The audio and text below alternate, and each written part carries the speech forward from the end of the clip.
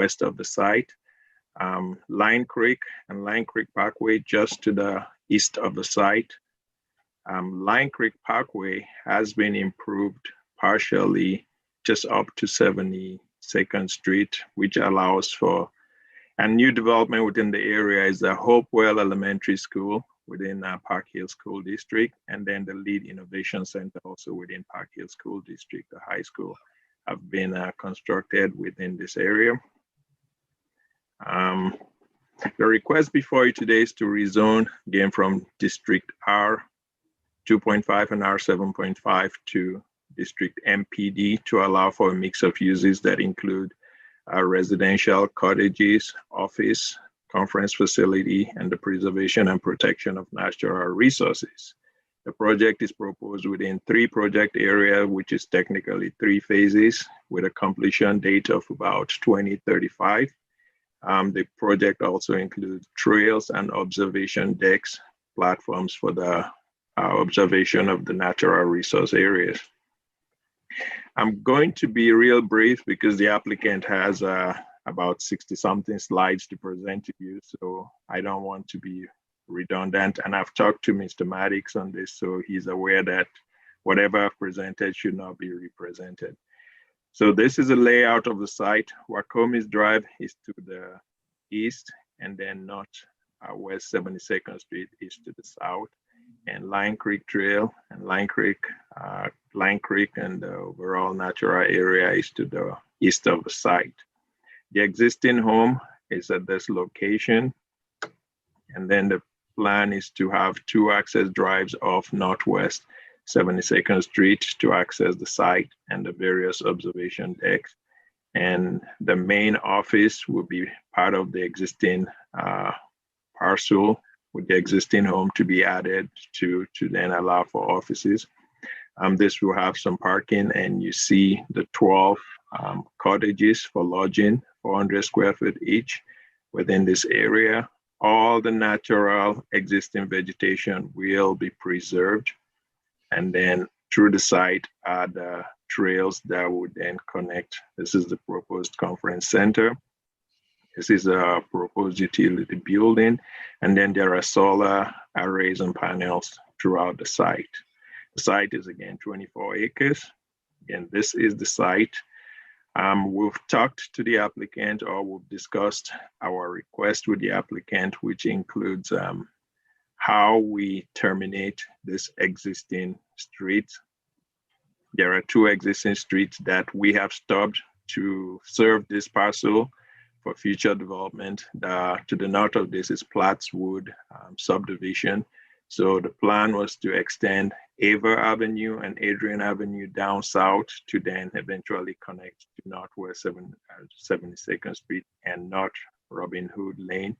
So since this development is coming, even though we may not preclude that, staff wants to clean up the remnant and then stub the streets out properly. So we want to clean out the remnant paper street, which will be Northwest 72nd Terrace. As you can see, this is the alignment originally that comes through here and then goes all the way to Ava, and we're supposed to go over. That's not going to cross over. Neither is Northwest 72nd Street. They are not going to go eastwards.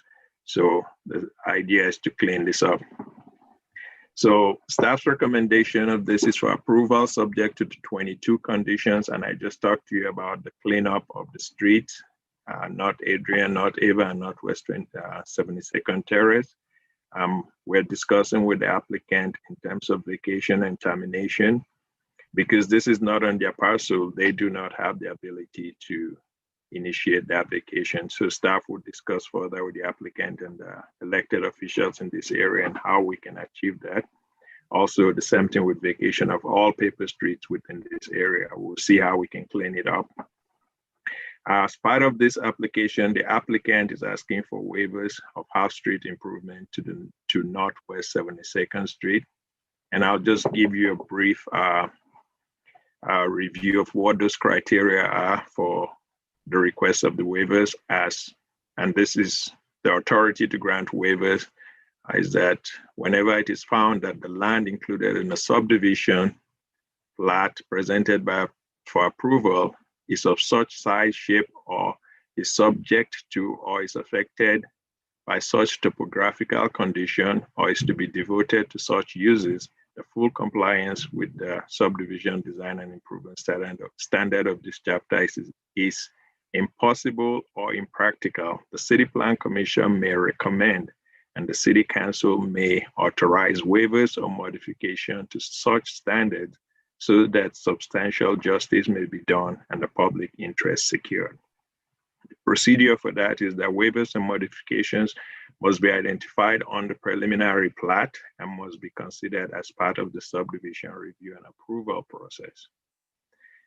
And these are the criteria for reviewing or granting this approval. To recommend or approve a waiver or modification of subdivision design and improvement standard, the City Plan Commission and City Council must determine that all of the following conditions exist. One, that there are special circumstances or conditions affecting the property. Two, that the waiver or modification is necessary for reasonable and acceptable development of the property in question and is not a greater modification of waiver than is required to allow reasonable and acceptable development of the subject property. And three, that the granting of the waiver or modification will not be detrimental to the public welfare or injurious to other properties in the vicinity in which the subject property is situated. The developer's representative or the applicant's representative has had, I think, extensive neighborhood engagement, and we did receive lots of emails, but in his presentation, he has, I think, the same emails from all the neighbors that have written in support of this. With that, that ends my presentation, and I'll take any questions. Thank you, Oglefu. Are there any questions from the commissioners to Oglefu? All right, no questions. Joseph, did you mention that we have an applicant that wants to present? You do, and I am trying to find him. Reese Maddox.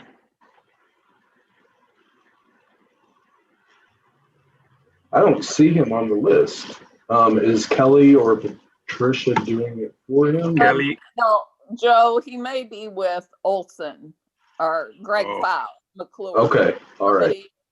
Somebody on through McClure. I'm promoting Greg. Okay, thanks. All right, Greg, thank you. Are you controlling the presentation? Are you sharing your screen or is that you? I will be sharing my screen, and I want to know who's presenting, if it's Chris or Greg. It's both of us. This is Chris Maddox, Madam Chair, Olafu, with the law firm of Rouse, Fretz, White, Goss, with address of 4510 Bellevue, Suite 300, Kansas City, Missouri, 64111. Here today with the applicant who also, I believe, raised their hand. I don't know, Joe, if you can see Patrick Hanley or Melanie Dean.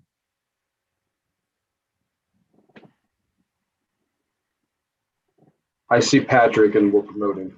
Thank you.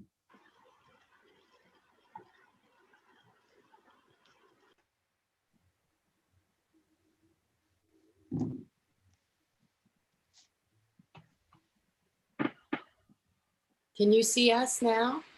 Yep. Yes. All right. Thank you. We'll go ahead and get started. Thank you, Madam Chair. I'd also like to extend my thank you to Olafu and city staff for their comments and their overall support for this project. I'd like to introduce you briefly to our project team. Again, my name is Chris Maddox. Sitting to my left is Greg Fowl with McClure. And then we also have Patrick Hanley and Melanie Dean, who are the owners and the applicant on this project. Hello. Yeah. Can we go to the next slide, please? So as Olafu mentioned, this project is 3 parcels, approximately 24 acres. It's zoned R7.5 and R2.5. And the request before you today is to rezone the property to District MPD and the approval of our MPD development plan. Next slide, please. The existing conditions on this site show that on the smaller parcel to the west, there is an existing single-family home. In the middle parcel, there's two components. It's largely natural resource areas labeled 2A, and then 2B is the existing Hanley Dean personal residence. And then the third parcel to the east is largely undeveloped, heavily treed, and a natural resource area that abuts Line Creek, the Line Creek Trail, and Robin Hood Park. Next slide, please. I think, commissioners, I think you'll find that this project is very unique. It drew inspiration from a lot of different projects, and one that people may be familiar with is the Overland Park Arboretum, where it's kind of a natural resource area, preservation and protection with development that complements that use. And so our goals for this project, first and foremost, are the preservation and protection of natural resource areas, preserve as many trees and vegetation as possible, plant additional trees that are native to this area. We'd like to install walking trails throughout the site with an eventual connection to the Line Creek Trail. Minimal grading and site disturbance will be required, and we'll have several scenic overlooks and structures. The second goal of this project is that it will continue to be the primary residence of Patrick and Melanie for their lifetimes. They will manage this property themselves with the plans that, in many years down the road, they plan to eventually turn this over and make this a conference retreat center to continue that goal of preservation and the uses that are before you today. Next slide, please.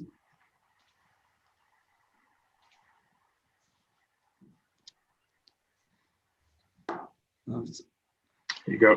All right. So to achieve the long-term goals of preservation, again, Patrick and Melanie will continue to own and operate this facility.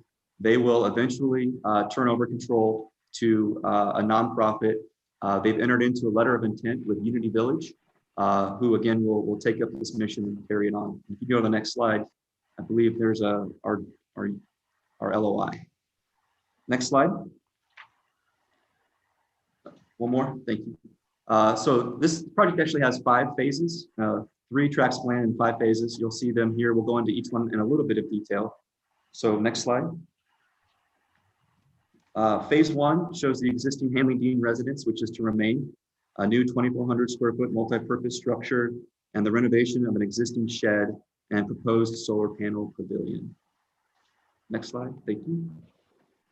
Phase 2 is the, again, we're going to maintain the existing single family home and convert it to office space and propose a small addition. And then we'll install a parking structure that will be heavily landscaped that will provide some needed on-site parking. Next slide. Phase 3 is where we get into more of the complementary structures that will complement our natural resource areas. So in this phase, we call for a 3,000 square foot conference center, a 1,200 square foot lakeside observatory, a solar panel field, and a few small 400 square foot guest cottages for short-term overnight stays. No regular overnight stays are planned. It would just be if, for example, if this development was rented out for a conference for the weekend by a church or a corporate retreat, that they would have a place to accommodate a few people. And I think we'll go to the next slide. Phase 4 includes the parking lot on the west, as well as a 3,200 square foot nature observatory and several scenic overlook structures with trail connections. Next slide, please. And finally, phase 5 is where we plan to tie in the trail that winds through our property into the Line Creek Trail. We did have a discussion with staff. The exact location of that trail connection may be pushed to the south, depending on final topographical analysis, where the trail connection makes sense. But our plans as they are today would be to connect up on that parcel where it crosses Line Creek. Okay. Next slide. So there's a very nice natural buffer that exists to the north of our site that provides a needed buffer between our property and the residents to the north. You can see that these trees are existing mature trees. We do have plans to add some additional trees planting along the north boundary line. And we do have a landscape plan that will identify all of those trees. Next slide, please. So one of the proposed conditions that Olafu mentioned is the vacation of this paper street, this Northwest 72nd Terrace, which was never developed. It's outlined in red. During our neighborhood meeting, we raised this issue with the neighbors. They are supportive of the vacation of that right of way. The applicant is supportive of vacating this right of way. We just don't think it should be a condition of approval before you today. We have conversations with city council members to work with them to introduce an ordinance so that the city can go ahead and vacate that right of way, since it's what everyone wants to do. And so we'll move forward down that path. Next slide, please. For our stream buffer plan, again, our protection of the stream buffer as part of our natural resource areas is definitely first and foremost for our development plan. We propose minimal disturbance in the stream buffer zones, limited only to the construction of trail improvements in the outer zone, which will disturb less than 2.5% of the outer zone. So in addition to the requirements that are imposed by the development code, staff is also requesting some additional conditions to the north and south of our property. Generally, as conditions may be imposed on any development if they're reasonably related to curing the impact of the proposed development on adjoining property. These conditions must be reasonable and not discriminatory or arbitrary. Next slide. One more. So on the north side, there are 4 conditions.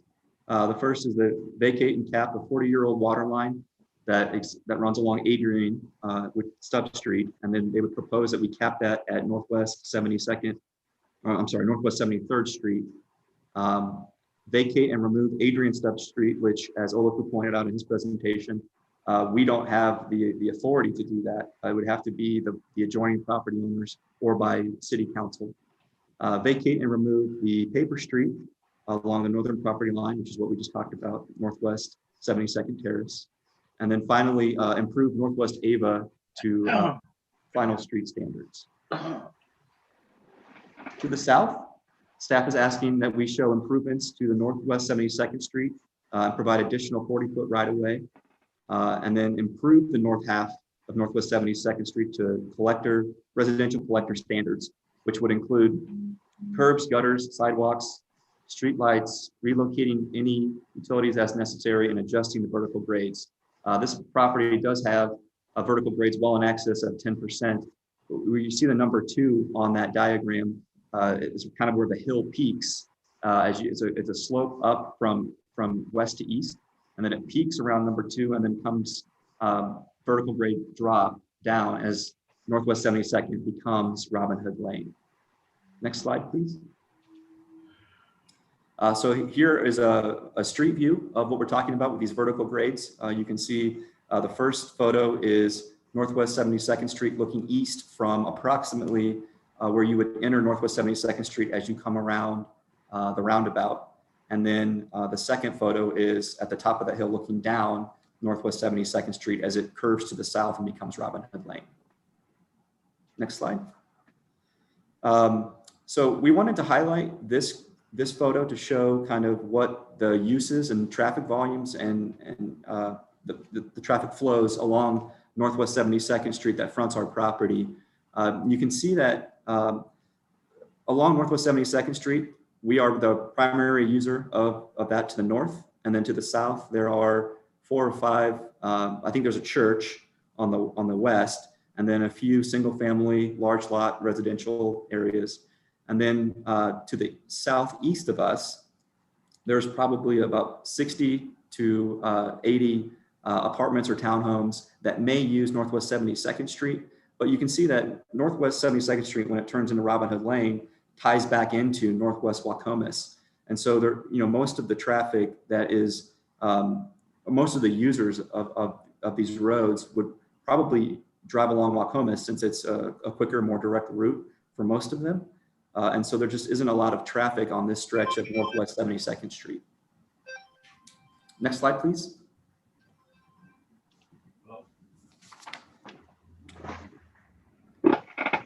So we wanted to highlight again what the cost of improvements would be to improve Northwest 72nd Street in this case. One of the issues is that with the grading, you can't improve just the north half of Northwest 72nd Street. We'd have to grade the entire thing, and then we would have to install all of the improvements. And when we started running some rough numbers from an engineering standpoint on what the cost of those improvements, in addition to the 80-foot right-of-way width required for residential collector standards, we're estimating that these costs would exceed $1.5 million. And I think, a traditional developer who is developing a site with a more intensive use for like apartments or for retail, they could absorb these costs. They could pass it on into the lots as they sold it, and recoup some of those costs. But for our proposed use of nature conservation and natural protection areas, these costs really can't be passed on. So on this slide, on slide 26, I wanted to show that there are no planned capital projects from the city's perspective for this stretch of Northwest 72nd Street. There has been some investment by the city along Waukomis, highlighted as number 3, and then also to Northwest 72nd Street west of Waukomis. There's been improvements along there, including the roundabout. Next slide, please. The major street plan at one point proposed a connection of Northwest 72nd Street across Line Creek and connecting into the Line Creek Parkway, but that has since been removed. And so there are no plans to extend Northwest 72nd Street or to improve it. And so that it is no longer, this stretch of Northwest 72nd Street is not on the major street plan. All right, next slide. So I'm sure this commission's familiar with all of the criteria used to approve MPD zoning amendments. So we won't spend much time here. If you could go to the next slide, please. One of the criteria, though, that we do want to highlight, the goals of MPD would be the protection of natural resource areas and for a development that contains a complementary mix of residential and non-residential uses. We believe that this project meets those two general criteria. Next slide. And then again, here are some of the specific objectives that we feel our project meets in terms of reviewing this MPD zoning amendment. Next slide. For good measure, we've included just the general review criteria for all rezoning amendments. We'll go through some of these in the next few slides. The first is conformance with the Line Creek Valley Area Plan. As Olafu pointed out, there is no proposed companion case to amend the area plan because our project conforms to the area plan by proposing both residential medium density and park. Next slide. This again just illustrates the layout of those, how they overlay onto our site. The zoning and use of nearby property, we have R7.5 to the north, south, and east, and R2.5 to the west. Our proposed uses are consistent with these zoning classifications. For the physical characteristics of the area, again, you can see off to the east of the red outline, which is our property, you can see that this is the Line Creek Forest, and it's pretty massive, it's expansive. And so again, we are trying to pull some of that in to our site. Public facilities and services are adequate. Our project does not require any significant investments into public infrastructure. We'll have private water lines, private sewer connections at all lot lines, and minimal impact to existing traffic flows because we don't anticipate any significant traffic volumes. And then these last two criteria, suitability of the project for which has been restricted and length of time for the property has remained vacant. This existing zoning could provide for some of our developments, but as Olafu noted, for the office and for the conference center, we would require an MPD zoning classification. And the property has been mostly undeveloped dating back to 1932. Next slide. So our request before you today would be approval of our application to rezone the property to District MPD and for approval of the MPD development plan subject to all conditions with the exception of the removal of the 4 conditions that we've identified. 1A, 1B, 1K, and 16. 1A and 1B relate to the property conditions to the north of our site, which we talked about. And 1K and 16 relate to the southern part of our site, which would be the improvements to Northwest 72nd Street, for all the reasons that we've discussed. Next slide, please. And I don't know if the commission was copied on all of the emails and letters of support. We had an excellent meeting with the neighborhood, including all adjacent property owners. We had members of the Save the Line Creek advocacy group who attended that meeting, and they've written dozens of emails and letters of support, not only supporting our project and our plans, but also stating that they don't believe that the condition to build out Northwest 72nd Street should be imposed on this project. So I've highlighted some of these quotes from the neighbors, and we can just kind of click through kind of the next slide. So again, Cynthia Law asking to waive or eliminate the build out requirement. Next slide. Robert and Patricia Booth support the project. They live adjacent to the property, and they disagree with the condition to expand 72nd Street. Wanda Park, same story.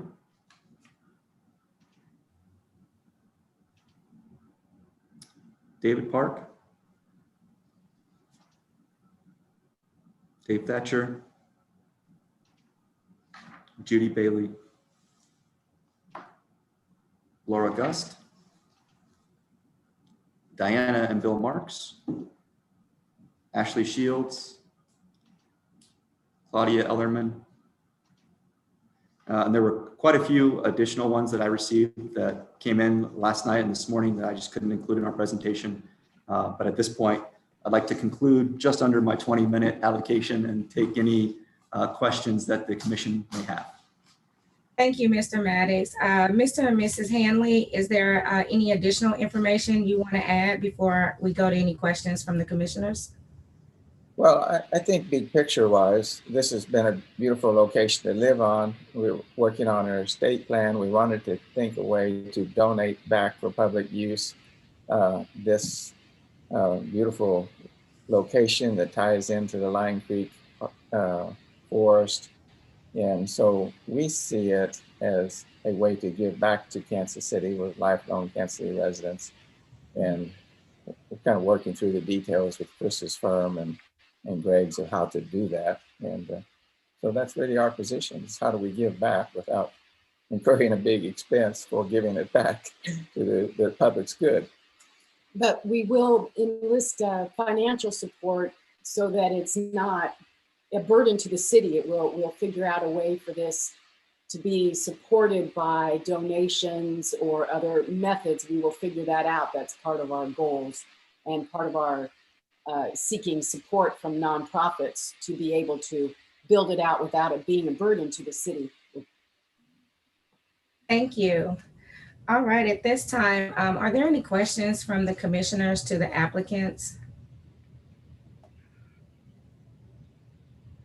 I have some questions. Olafu, do you want to not share the screen? Oh, Just make it easier to see everybody. So my question, the first questions are about the use. I just wanted a little more clarification.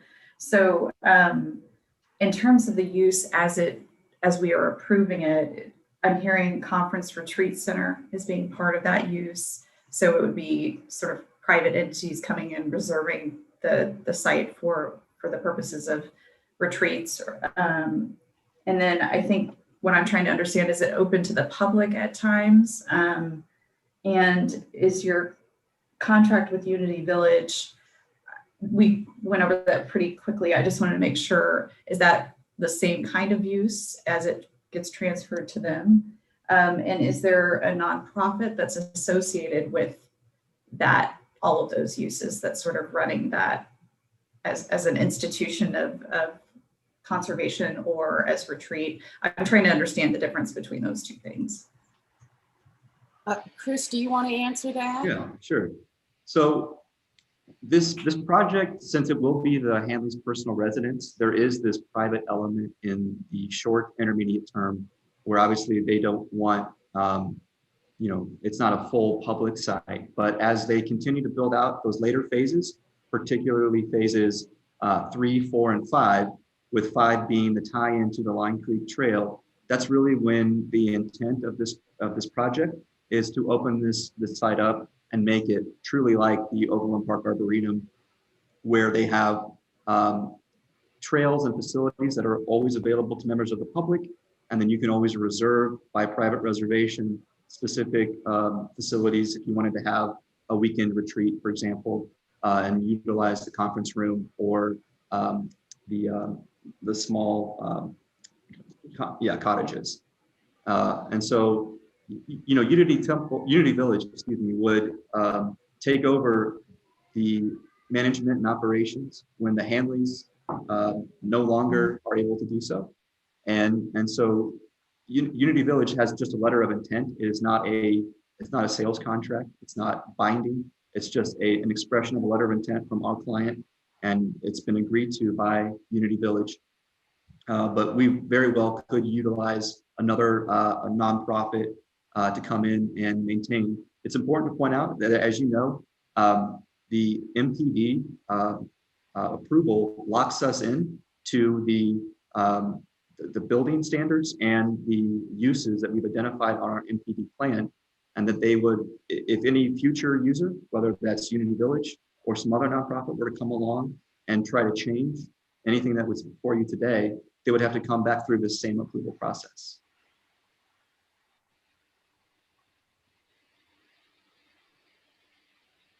I had some other questions. Did I answer all of your first part? I think so. I think my only concern is just not quite understanding that management piece yet, but I don't know if that's necessarily critical if you're not going to move to that until later years. I wanted to ask, is there any consideration, because this is a conservation effort, to think about habitat restoration in the area, and do you have any kind of expertise that's looking at that? And there's a lot of new development that's happening in this area, and I imagine a lot of threat to certain habitats. So does this serve as a spot of refuge for that, and is that sort of like considered? And then maybe also to that same point, is this are the watersheds of this area benefiting from this land being left in its natural state, if that's been at all studied? Sure. This is Greg Powell, by the way, 1700 Swift, Suite 100, North Kansas City, 64105. For your question about the kind of vegetation on the site and what we're preserving, yeah, that was really one of the main drivers, of course, for the project. We do have identified areas on this plan, particularly to the southwest of the Dean residence, the south side of the Dean residence, which would be to the east of the larger pond, to do some restored tall grass prairie areas in there. That's one of the sort of amenity features beyond just the forest preservation piece on the east side of the property and the north side of the property that we've identified. That would also kind of contribute to the watershed preservation piece that we've talked about as well. Most of the watershed on our site is self-contained, so we won't be dealing with a lot of off-site stormwater, but the intent here is that we're not going to contribute to ongoing issues that may be occurring in the Line Creek itself. Also, kind of one of the reasons for our request on the 72nd Street side of the property and our request for those waivers there is related to a lot of mature vegetation that is immediately on the property line along the side of that street. You saw in those images of 72nd Street, all the tree material on the left-hand side.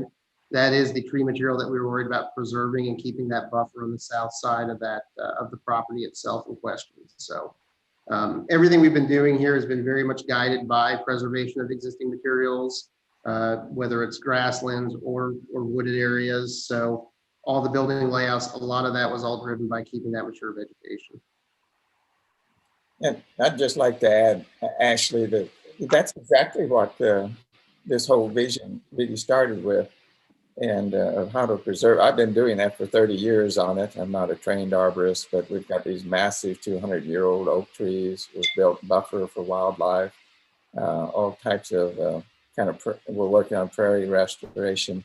And part of the whole trail thing was like, if I get this thing all beautiful and restored, how do we create a handicap access to a little lake that's here so that others can enjoy that also? But yes, that's how it's exactly the dream is a restoration for wildlife.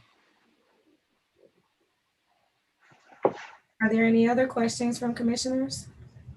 Commissioner Allender, I love the concept. So I just think it's great that we've got some maybe future green space, because we know the Northland is building out and so forth. So I thank you for your forethought and thinking about giving back to the community. I think that's just fantastic. The question I've got is probably more for staff on the waivers that the applicant is asking for. Can you go into more detail around those, and are you in agreement with that, or where are we at staff level on thinking about those waivers? Because that's a lot of money obviously on the road improvement, and if we're not, I think if there's other development, then that could maybe help with the road improvement as well. But I'm just wondering where staff is on those waivers. But again, I love the conservation aspect of this project. It's fantastic. Thank you. I want to see if Stacy Lowe from Land Development is on the call. I'm here, Olafu. Hi, Stacy. Commissioner Allender, this is Stacy Lowe, Division Manager of Land Development with City Planning. I'm the one who added the condition requesting that Northwest 72nd Street be improved to city standards. I also asked only that enough right-of-way be donated in order to accommodate those standards. I did not put in a request, as the applicant stated, for a full 40 feet of right-of-way. Numerous times throughout this process, we have requested that plans be submitted so that the city can see what the layout of 72nd Street would be, so that we can see the impacts. At this point, they have not provided us with those plans and have only told us that they were going to pursue a waiver after a direct question. So at this point, no, I would say city staff is not in support of the waiver for Northwest 72nd Street. I believe that if this is going to be in the future a conference center with guest amenities, as the applicant has described in their presentation, then making sure Northwest 72nd Street is up to city standard is very crucial.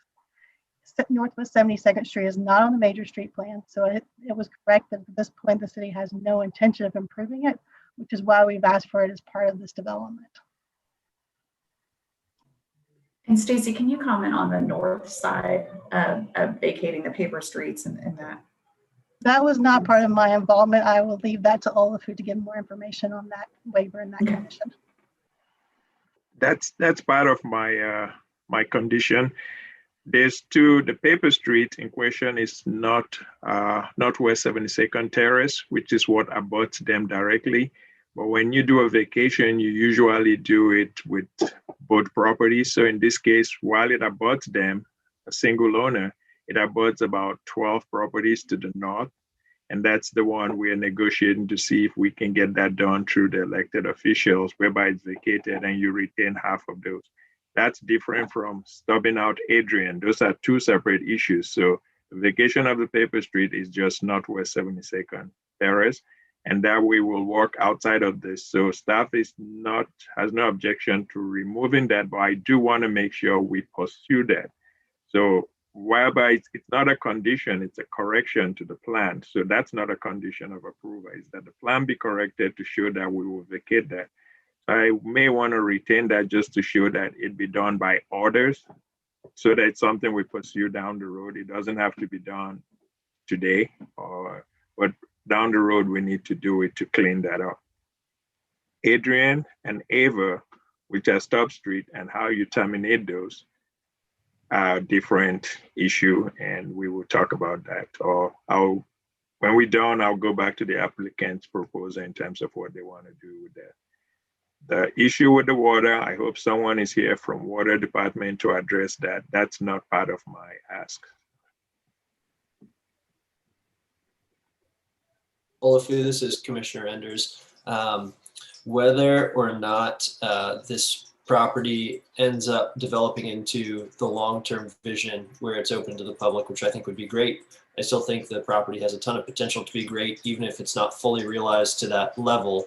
However, I'm just curious about what's kind of a worst case scenario of an MPD. Let's say that, you know, the metrics of the project change either in 5 years or 10 years with this owner or another owner. Is the way that that MPDs work protect neighbors from anything happening drastically? The applicant had stated that, you know, a major change would come back through CPC or back through this process. What's the ceiling for a major change for something like this? We have a criteria that requires an administrative amendment or a major change. Administrative amendment will be done administratively, which is anything less than 5% increase in the density or in the square footage of the development, 5% 10% increase in the impervious area. So anything that staff deems is major beyond that, in this case, since they're not doing a major, say they were doing an apartment and residential and commercial, whereby they stipulated, you know, square footage and number of units, and they intend to increase more than the 10%, they have to come back to city plan commission and city council. If they're changing the use, in this case, if they're changing any use to say add a bigger hotel or go bigger from 12 cottages to say 24, that's more than 10%. So we will bring that back to you. So anything that dramatically changes what you see today, staff and the director will make a determination and make it a major amendment that comes through you. But if it's less, which is like 10% threshold, you won't see it. And if it doesn't change the fundamental uses that they propose today. Great. But the uses identified today is the uses they will move forward with. And if they change the uses, they will come back to you. They'll have to come back to you. Olafu, can you clarify, just because I'm thinking about those stub streets, and if those, can you clarify exactly what would be changed? Because there's a massive line of mature trees along that. And I think neither the neighbors or the property owners of this project would want to see those trees removed. So I'm trying to understand what your ask is from those stub streets. Or it's to vacate the stub street and just eliminate them completely. Just eliminate the reason, them. Okay. Yeah, the reason being that as long as they stub streets, they're part of the city inventory and we have to maintain it and plow it. But now that this development is coming south, there's no need for the extension. When we do subdivisions, we make the developers extend that to their boundary, which is what you see for the next subdivision to capture on. But if this is going to be kept in a natural state forever, as they claim, there's no need for those stub streets. So there's no need for them to be in the city inventory for us to maintain, plow, and just take care of. If we take care of it, the neighbors on both sides get that land. That's a longer process. If it goes away, good. If it doesn't, this land may eventually still get developed.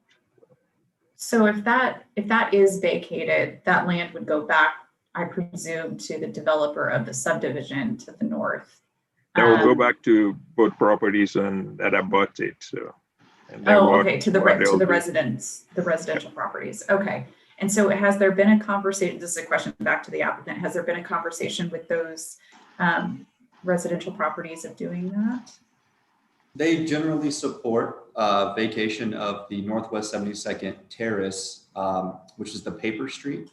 That will add an additional, it will expand their property by 50%. So up to the middle of the right-of-way line will go to the owner to the north. And then we, as the applicant, have the property to the south. So we would also increase. All of that does is, you know, it improves obviously our setbacks.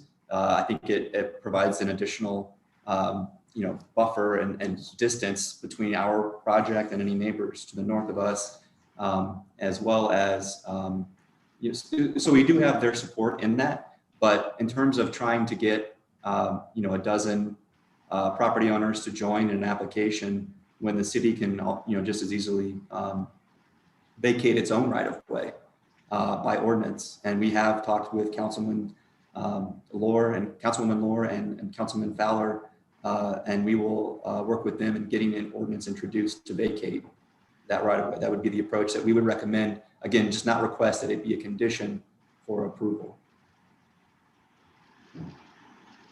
Chris, who's doing all the work with getting utility consent of adjacent property owners? That's typically an applicant.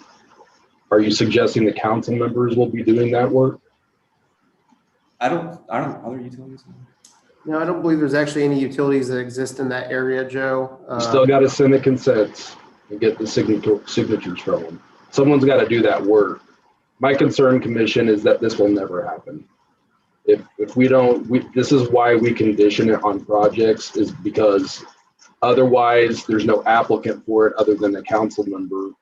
And then city resources are expended to do the work of getting the consents from all the adjacent property owners and utilities. Whether there's actual utilities in the right of way, we have to get those consents, whether or not there are actual utilities in the right of way.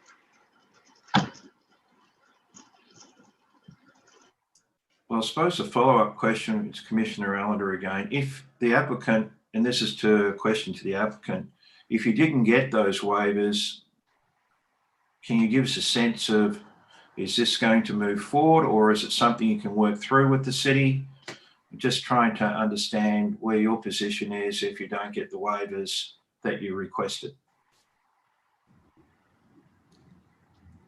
Patrick, Melanie, that may be a question for you guys to answer.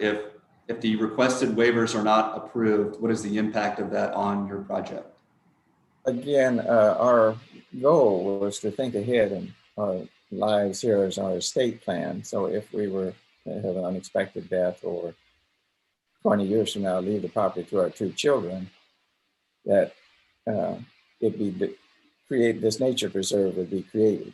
If these conditions made it so expensive that donating the land to public use would cost us millions of dollars, we would take that off the board, and our children would probably just sell it, and it would get developed for apartments and whoever knows what. So our goal is to plan this out ahead of time so it becomes something beautiful and of public use.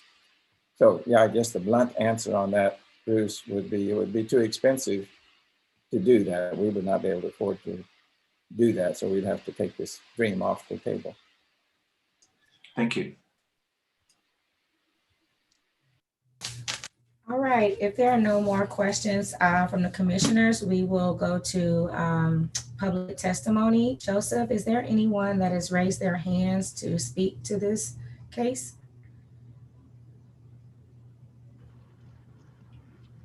So far, no one has raised their hand, no.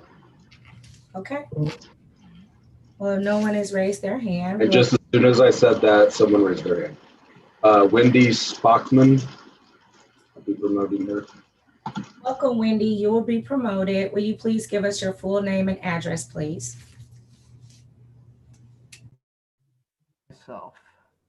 My address is 7301 North Lenox Avenue. So I kind of butt up to the property.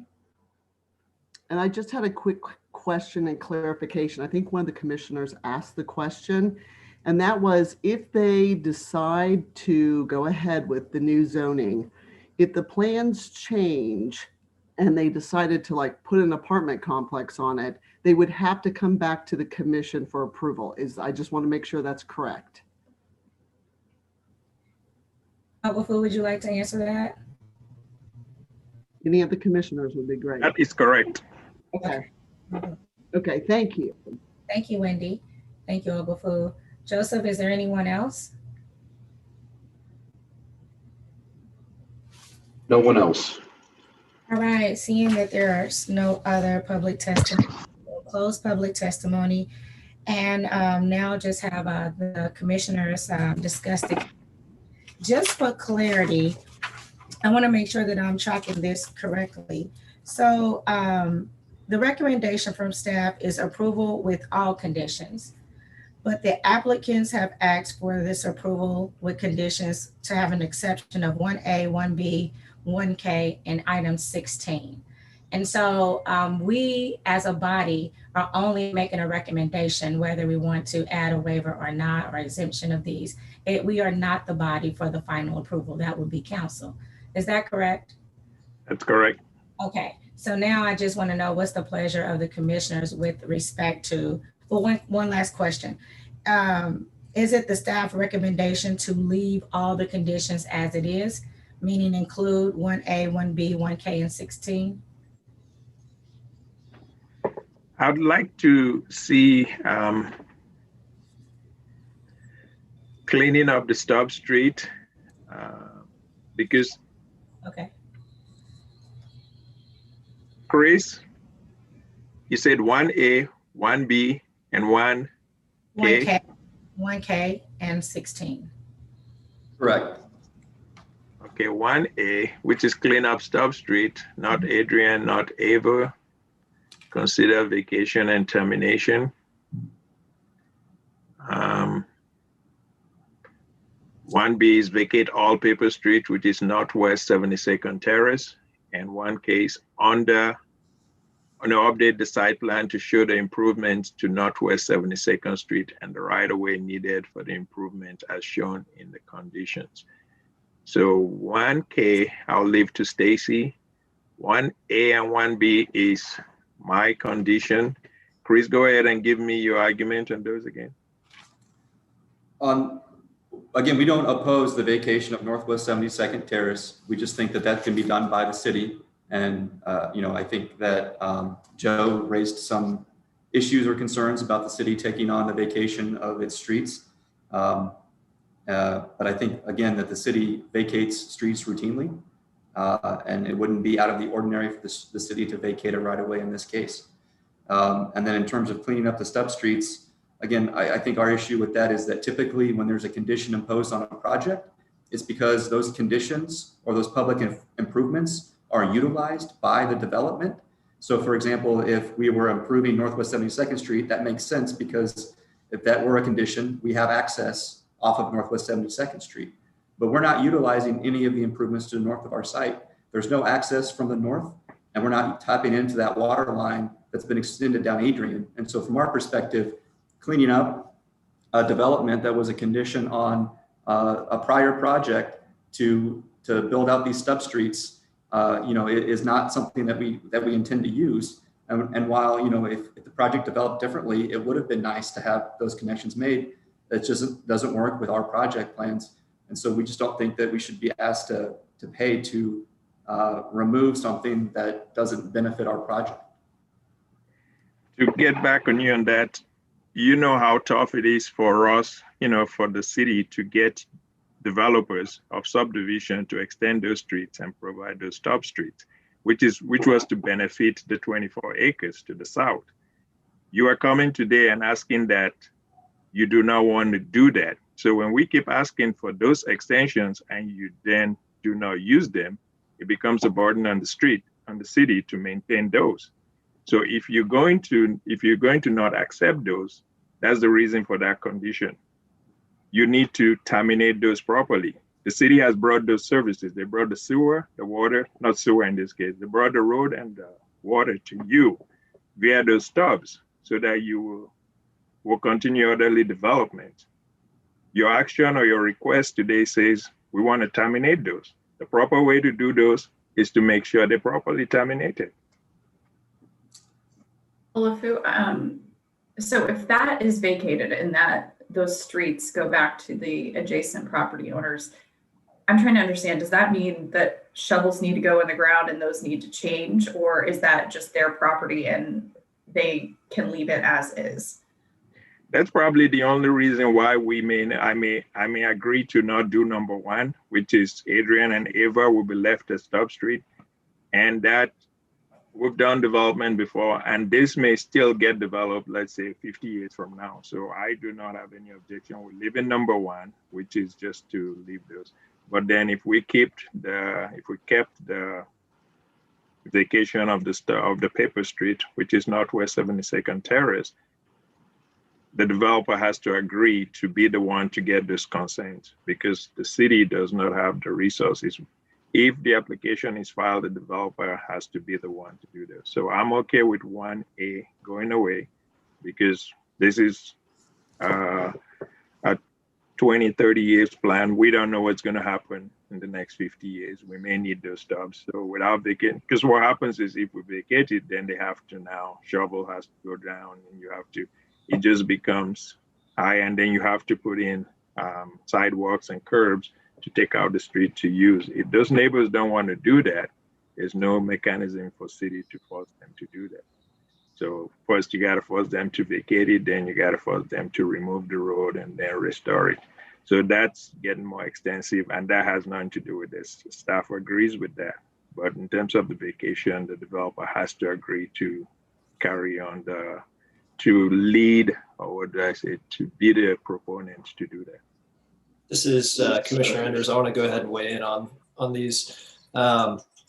So I do think it's worth keeping the conditions as stated. I think that the stub streets, in terms of driving around the neighborhood, I think those stub streets end up being unsightly. They end up being a place where stuff collects. I think that the two property owners would be happy to take the property back. But yes, I do think they should be cleaned up back to that main road. And so I'm supportive of that. I don't think we want to leave these stub streets, which again, I think end up being unsightly and they might be there for decades. In terms of vacating the paper street, and my comment on this is related to the vacation of these other two stub streets.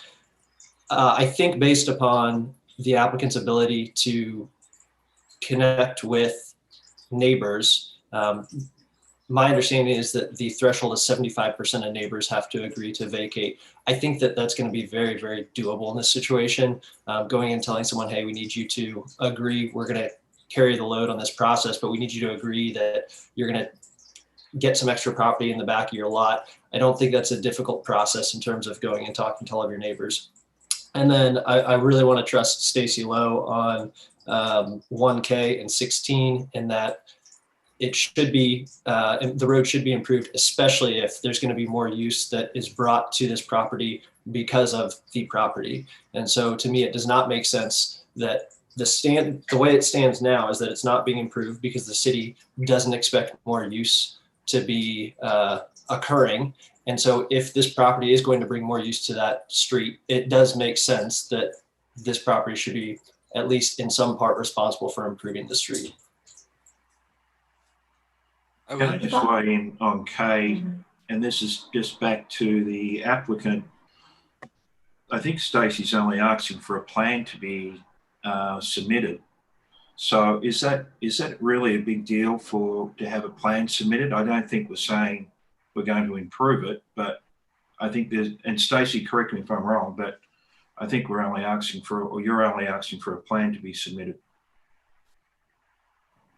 At this point, I'd be asking for some kind of conceptual drawing to be shown either on the development plan they've already submitted or as a separate drawing to show where they would anticipate the improvements to Northwest 72nd Street going. At this point, to my knowledge, there's been very little effort on the applicant's part to put a design on paper to show the city. I can't tell you at this point how much right-of-way would be required until I can see where they propose the street to go. We can work with them to try and minimize the right-of-way impacts, but we need to see what a plan would be for that street. If the condition remains yes, whenever they came back and applied for the final plat, at that point, that's when we will request that the construction of Northwest 72nd Street occur before we allowed for the recording of that plat, because platting is also included as one of the conditions on this case. And let me just add to that.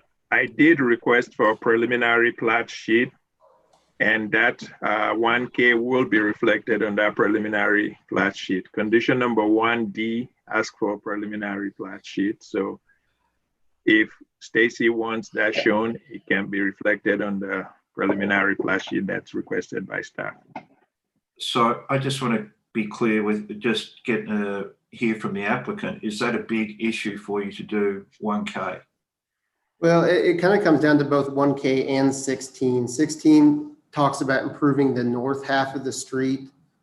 We feel due to some of those grade issues that we've shown in terms of how the vertical profile of that road occurs right now, the grade breaks that occur and the topography that's in the area, we really can't do just the north half of the street. We would impact the south half of the street.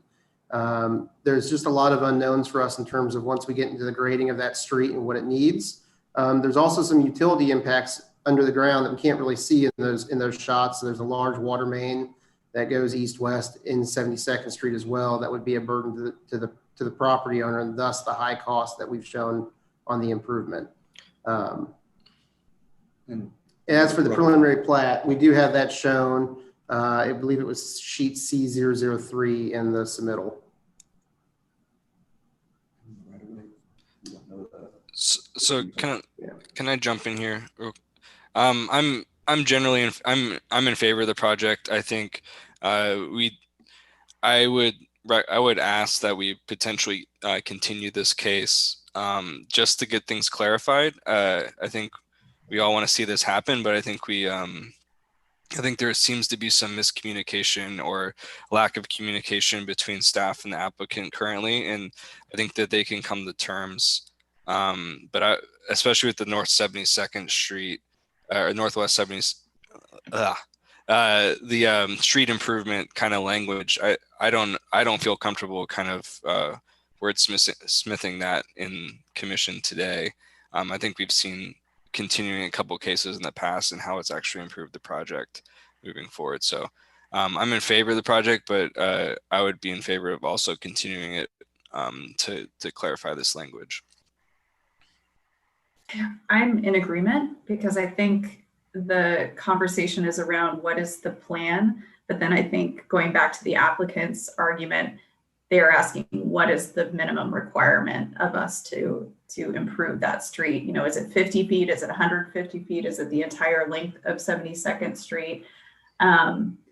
So I think, unless Stacy, you can elaborate on that, I'd like to see them create a design for those improvements and work with you on what length is appropriate. Is it about connecting the entire length of 72nd Street, or is it just about connecting certain portions of it between the drives? I don't think I have a clear understanding of that. And if that can't be clarified here, I'd like to see that plan executed so that we can approve it based on that plan. Well, let me ask a question, sorry, before Stacy comes in. One, I want to ask the applicants, what is the impact of a continuance? Because what I hear is that Okufu is willing to remove condition 1A, but leave in 1B, 1K and 16 would be basically, when they come back for the final plat, that would be a part of that approval, right? If we left those conditions in. So I guess I'm wondering, like, if we just, if there's a recommendation for approval, but removing 1A, and you can remove almost 1K because it will be covered, that design will be covered in 1E. I'm wondering if that is enough to approve it, because they have to come back for the final approval, which will have the design of the plat. But let me ask here from the applicants, what is the impact? If there's no impact and you can continue it to the next docket, that just gives you more time, or we can go through and the commission can make a recommendation for approval with certain conditions or all conditions. There was one proposal that we identified on the cover of our plan sheet on the alternative, our cover sheet, which would be that in lieu of a waiver, a recommendation for waiver for 1K and 16, we would hope that the city and city staff and that this commission may consider a deferment of those improvements until we move to phase 3 of our project. You may recall, phase 1 is the existing single family residence and natural resource area. So there's no no increase in public use, no parking lots, no structures that would draw the public. Phase 2 would be the development of the office building. Again, the office building itself is not a destination. It's not going to be an improvement that people come to see. But beginning with phase 3 is when we start adding some of these amenities that are going to be the quasi-public and public amenities that will draw people to the site. So we think that it would make the most sense if we're talking about the timing of if Northwest 72nd Street has to be improved, that it makes sense to tie that to our phase 3 build out.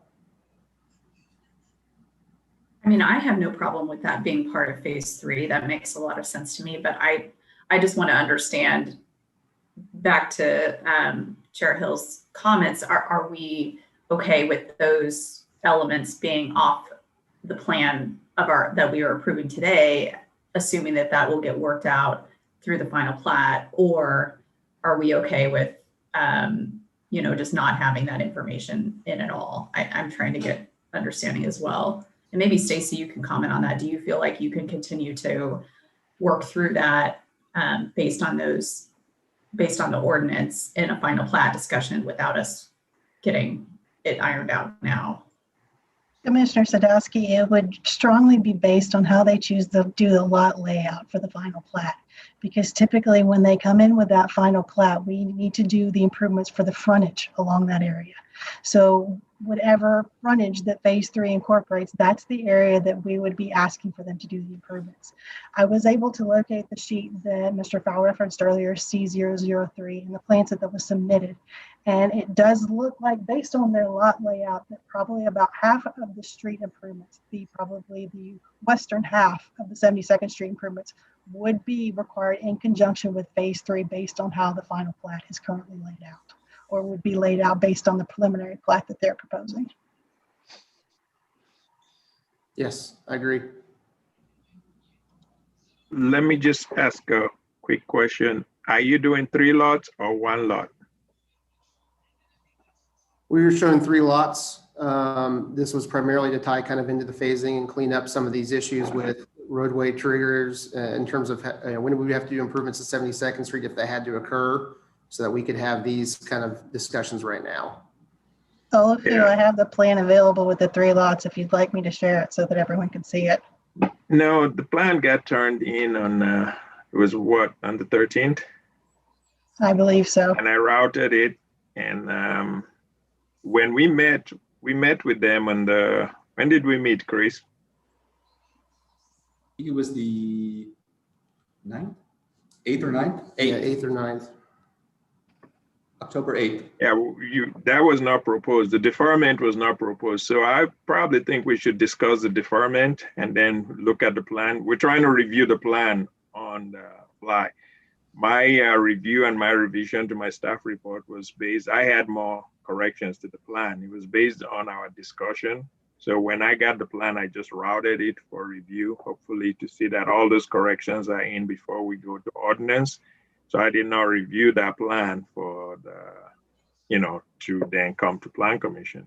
So I reviewed the plan based on our meeting discussion to then write my staff report to reduce the number of corrections, which I discussed with them. So the deferment will be a discussion with land development, and we can probably have that discussion following this. So the request before you today is for a waiver. The request he put on the plan as an option is for deferment. So Requested a waiver and then a deferment in the alternative. Yeah, so the option was you ask for a waiver and then the option is for deferment. So those are 2 separate sections of the code. Those are 2 separate requests, which we will then, a deferment is discussed and arranged with land development, and then there's a condition put on the condition would then change that the developer enter into a deferral agreement that then stages when those development as condition number 16 states will occur. So it would then allow the developer to enter into this agreement. So Stacy will need to handle or answer that question. So. It would take some time to carefully craft the language to make sure. There will be some, as you guys have said, wordsmithing that will need to take place.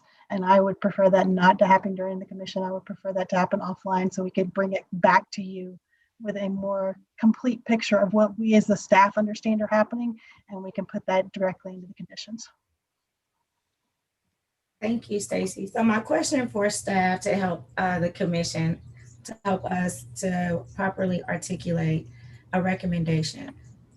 Are you recommending that we approve docket item number 2 with all conditions with the exception of 1A?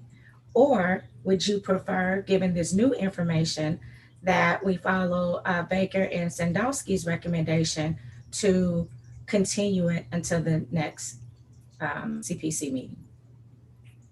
I say continue it. Okay. So I will entertain a motion. If Baker, if you would like to make it, or Sandowski.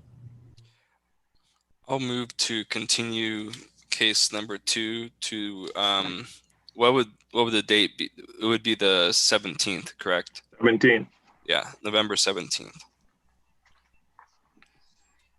Second. It's been moved in second to continue docket item number 2 until November 17th. Wow, so is that November 17th? Yes. Yeah, November we're not meeting on election day, so Yeah, right. It just sounds so like the time flew by. November 17th. Lisa, will you call for the roll? Commissioner Allender, Aye. Baker, aye. Beasley, Aye. Enders, Aye. Hill, Aye. Rojas, Aye. and Sadowski. Aye. All right, it has been unanimously approved to continue it to November 17th. I hope good luck with the project. My hope is that the staff and the developers will, find a way to bring this back with the appropriate language so we can get through it smoothly. Thank you, Mr. and Mrs. Hanley, for wanting to contribute back to our city. Thank you so much. Thank you. Thank you. Thank you. All right, Joseph, we are ready for docket item 3. All right. Patty, are you going to want to present on these 3 cases at the same time, or you want to take them up separately?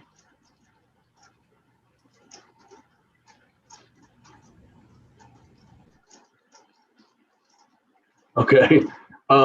Fortunately, Patty's in the office, so she was able to just talk to me here. So docket items 3, 4, and 5, they're in the same general area of the city, and Patty's representing on all 3 of them, and the staff recommendation is the same. So, okay. Madam Chair, if you don't mind, I'm going to call all 3 right now. Docket item 3 is case number SUP 2020-00039 at 10638 Bales Avenue. This is a request to approve a special use permit for a type 2 short-term rental. Docket item 4, case number SUP 2020-00040, located at 3501 East 106th Terrace, which is also a request to approve a special use permit for a type 2 short-term rental. And docket item 5, case number SUP 2020-00038, located at 10636 Walrond, which is also a request to approve a special use permit for a type 2 short-term rental. And again, Patty Knoll is the staff planner. Yes, thank you, Joe, members of the commission. Patty Knoll, City Planning and Development Department. These 3 cases are short-term rental approval in District R-7.5. The applicant has failed to complete the public engagement requirements. I have had sent several emails, had much communication with neighbors in the area who have been concerned about these properties. Also have been in contact with Carolyn McClure of Southern Communities Coalition. The applicant has not sent notices to all property owners within 300 feet, nor has he scheduled a virtual Zoom meeting. My thought is that they are just hoping that we'll continue to allow them to operate and complete the reservations they have on hand until they can be heard. But our position at this point is that the cases be dismissed. They are subject to, they have been issued notices of violation. If they are dismissed, then that would allow our investigation staff to complete their process that is necessary.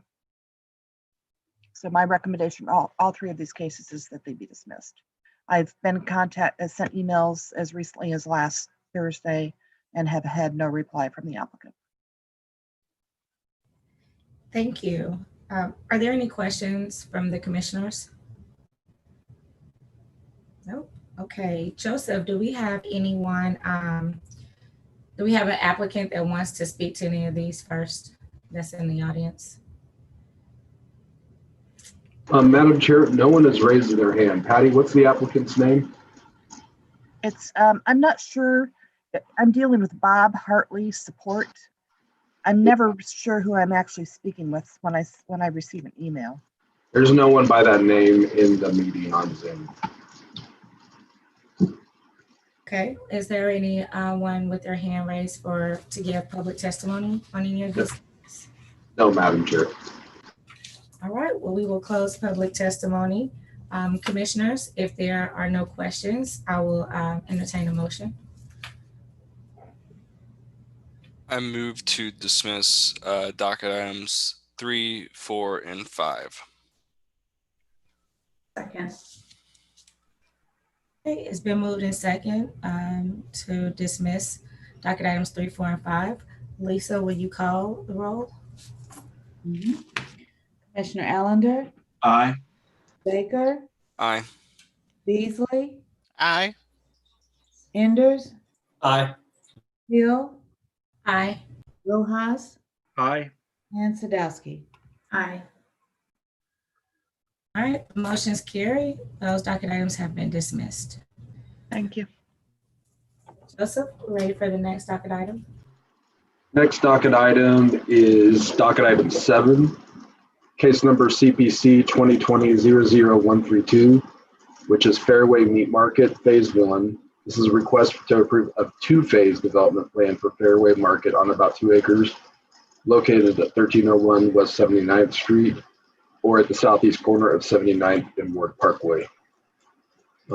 Chris Huey is the staff planner, and I will note that the docket incorrectly states that this case is to be continued to February 2nd. It's actually, the staff report reflected a recommendation of approval with conditions. So just a discrepancy there in the docket.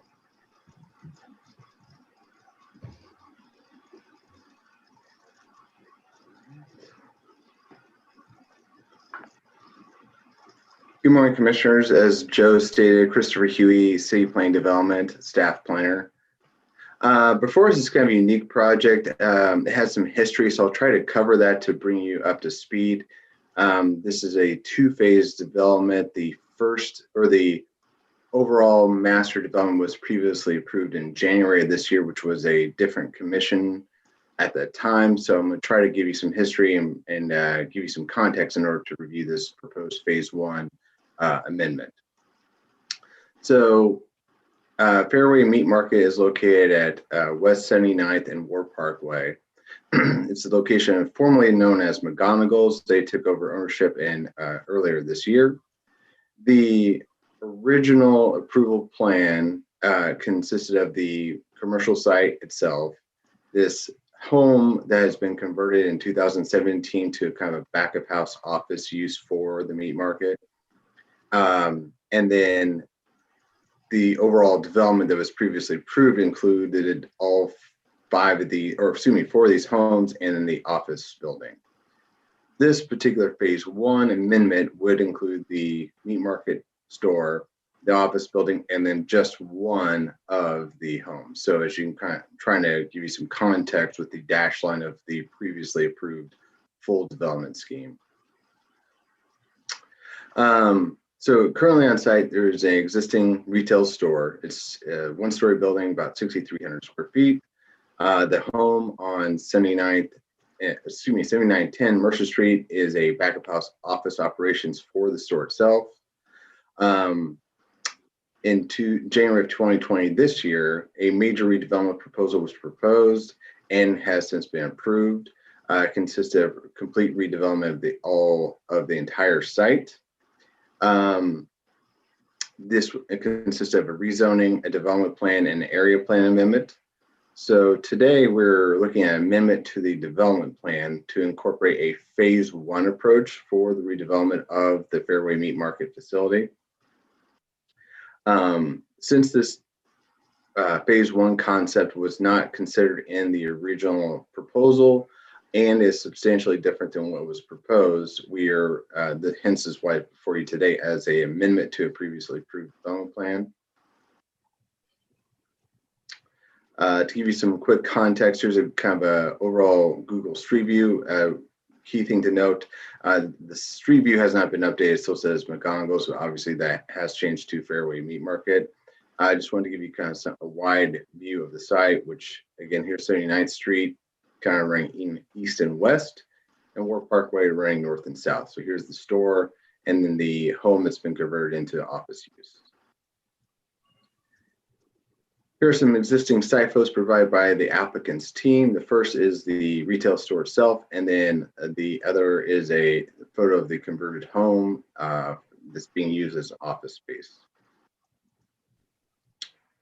So here's the overall site plan on the left of the previously approved full redevelopment of what we're kind of classifying as phase 2 now. It consisted of a complete demolition of all properties. Fairway would incorporate a new, larger retail store on the south side of the property with a potential additional tenant space, and that secondary commercial tenant building here on the north side of the site, approximately where the current store stands. No specific tenants have been listed for this property at this time. It classified as either office or retail use. The proposed phase 1 here on the right, I've tried to kind of align these so to give you some context and scale. This is the existing Fairway Meat Market store as is today and will remain with this proposed phase 1 development.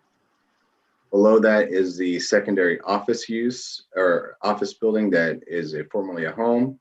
And below that would be a parking lot expansion that would connect onto Mercer Street with the removal of one of the said homes. Again, for contextual purposes, here's the full redevelopment plan the applicant team had previously put together to kind of show in a very spatially contextually sensitive way to kind of give massings to scale and perspectives, as well as some architectural characteristics. There's a better, more zoomed in view of the proposed phase 1 redevelopment. Again, it's on overly simplistic stated concept. It is a parking lot expansion to the south with a connection to Mercer Street. They are proposing a more of a thickened asphalt concrete pavement style versus your traditional parking lot curbing. With this being the intent of a temporary lot, staff is okay with the removal of the curbing, provided also as needed stormwater management practices are taken into account.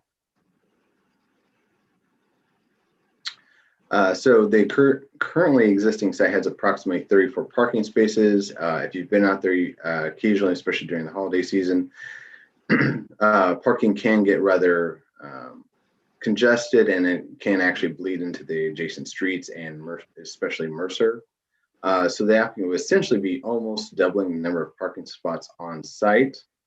The intent by the applicant's goals and staff's review of this particular application, this would be an interim measure prior to the full redevelopment proposal, which has been previously approved. Additionally, staff has worked with the applicant to restate those conditions of the previously approved development plan to help kind of call out expectations of what items would be expected with phase 1 and phase 2. So there are no specific deviations to the line building standards. However, the applicant has requested deferral of most public infrastructure improvements that would be required along War Parkway, West 79th Street, and Mercer Street. Staff is in agreement with some of these. We would prefer to see the full half-street improvements that may be required along West 79th Street, adding a curb line along Mercer Street to help define the edge of the property and particularly help define where vehicles could be parked and hopefully discourage some parking on Mercer Street itself. Staff is in agreement with the deferral of the sidewalk or half-street improvements along War Parkway until phase 2, where we would expect to see those fully redeveloped. Deferral of the other half-street improvements with the exclusion of the curbing as described above until phase 2. Then at the time of phase 2, we would expect full half-street improvements along War Parkway and full half-street improvements along Mercer Street. A key element to this particular project, and this is also very consistent with the previous project or previous approved plan, was that the parking lot specifically for both phase 1 and phase 2 does not meet the Boulevard and Parkway standards for the city. So they would be need to seek a variance approval through the Board of Zoning Adjustments to get variances to those particular code requirements. They have submitted that application. It's cited in the case at the bottom of the statement, CD-BZA-2020-00083. Tentative hearing date for the Board of Zoning Adjustment is a November meeting by the BZA. So staff does recommend approval of this particular application, sign the conditions in the staff letter. We do have a few minor corrections to the staff letter. For condition item number 5, that should be applicable to phase 1 only. For condition number 9, that should be applicable to phase 1 only. And then for condition number 10, that should be applicable to phase 2 only. So some clarifications to help kind of clear up expectations of when particular elements should come online for the various phases. So with that, I almost forgot, I apologize. The applicants team did forward an email from the neighborhood group in the area recommending or supporting of the project in both phase 1 and phase 2. And with that, I would conclude my presentation, turn over to the applicant or the commissioners for questions. Thank you. Are there any questions to Christopher from the commissioners? So simply put, this is a temporary phase 1 where they're going to keep the house and then they're going to demolish and then they're going to build a parking lot around it, right? Essentially, yeah. So since this kind of concept, and granted, it was a different ownership group at the time, the previous application. So I don't believe this was really contemplated at that moment. Yeah. I would defer to the applicant for further commentary on that. The home that's been converted to the office will be retained. The home immediately due south of that will be removed to make way for this parking lot, leaving approximately 2 or 3 homes that are currently owned by Fairway that will be removed with the future phase 2 or full redevelopment. Okay, so the parking lot will be in the future. Essentially, they'll remove that other home and then they'll make that the main parking lot, and then they'll put the expansion on the other 3 lots behind. Yes, I would agree. One thing to kind of note, and this parking lot that they're putting in for interim purposes will be largely removed with the full redevelopment because it does not quite align with the proposal here. Yeah. Okay, cool. But it's the same general space of the. Relatively speaking, yeah. Okay, cool. And what were they asking for that you were not in agreement with?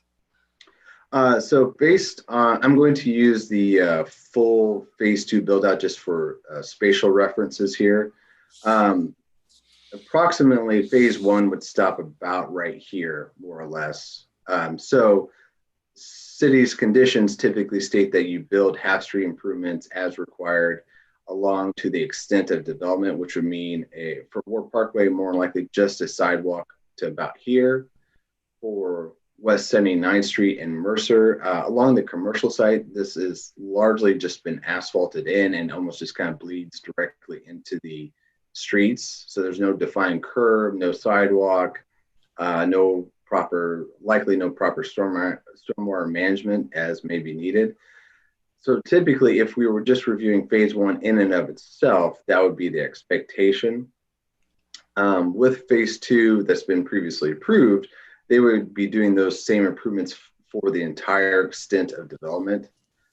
Staff's opinion is that West 79th Street improvements should be made because they're alleviating parking situations that are being caused. Along Mercer Street, we can, with the future redevelopment, we can understand that that would largely be pretty much all destroyed and ripped out if they made those half-street improvements. So we're requesting at least a curb line down here to help define where that should be to the extent of phase 1. And along War Parkway, since it would just be a sidewalk extension to approximately half the overall development, this would actually stop about here because this is about where the existing driveway is. So with the phase 2 redevelopment, that would extend the sidewalk all the way down to the new south property line. close this median crossing, add a new median crossing further away from the intersection. So staff was in agreement that we could see this one being temporarily deferred till phase 2. So my understanding, I would defer the applicant is they would actually request that all infrastructure improvements be deferred, including the curb line and the improvements along West 79th Street. Okay, thank you. Chris, it's Commissioner Allender here. I just, stormwater management, I didn't pick up, there's going to be more impervious area on, so where are they on storm, and maybe this is a question for the applicant, but I'm just interested in staff's opinion on the stormwater management. I didn't pick up your comment on that. I would probably ask Stacy Lowe to probably comment on that. She's has much better expertise in that subject area than I do. Commissioner Allender, we have concerns about the stormwater management as well from the applicant's proposal. At this point, from the information we have there, to our understanding is no stormwater management proposed in conjunction with this temporary parking lot because of the statement that it is only a temporary parking lot and not the ultimate situation. However, we as a city staff have no confirmation on the length of time that parking lot will be in place. So we will be asking for verification of the stormwater and how it's handled to make sure that no city assets are caused any detriment by this design. The majority of the water would flow towards Ward Parkway, and we need to make sure that all the city assets stay safe no matter how the stormwater management is handled. That's something we will confirm during the plan review process. Up to this point, the applicant has provided us no information regarding how they intend to handle it. Okay, great, thanks. I'm concerned about it too. I go to Fairway Meat Market a bit, and certainly with the heavy rains and so forth, that with no containment, you can see some puddles and flooding there quite frequently. I wanted to make sure I'm understanding because Stacy mentioned this. So there's a lot of conversation around this being a temporary parking lot, but there's no stipulation according to our conditions that says that's 5 years, that's, whatever that length of time is. Is that correct? That is correct. I would defer to the applicant on timing. I believe they've stated their intent is 5 years. Obviously, market conditions change, and not trying to speak for them or predict the future by any means. But with that understanding is hence why we're trying to phase these expectations and what we as city staff believe would be reasonably concurrent with the phase development of portioning these improvements with each stage. So I'd like to hear what the applicant has to say, but one thought I had is if we provide a condition that says 5 years, and then at that point, a completely new submittal needs to be made that ensures that some of these things like the curbs and gutters and sidewalks and storm management are managed, that might give some leniency on both sides to kind of defer this discussion to later, but I'd like to hear more.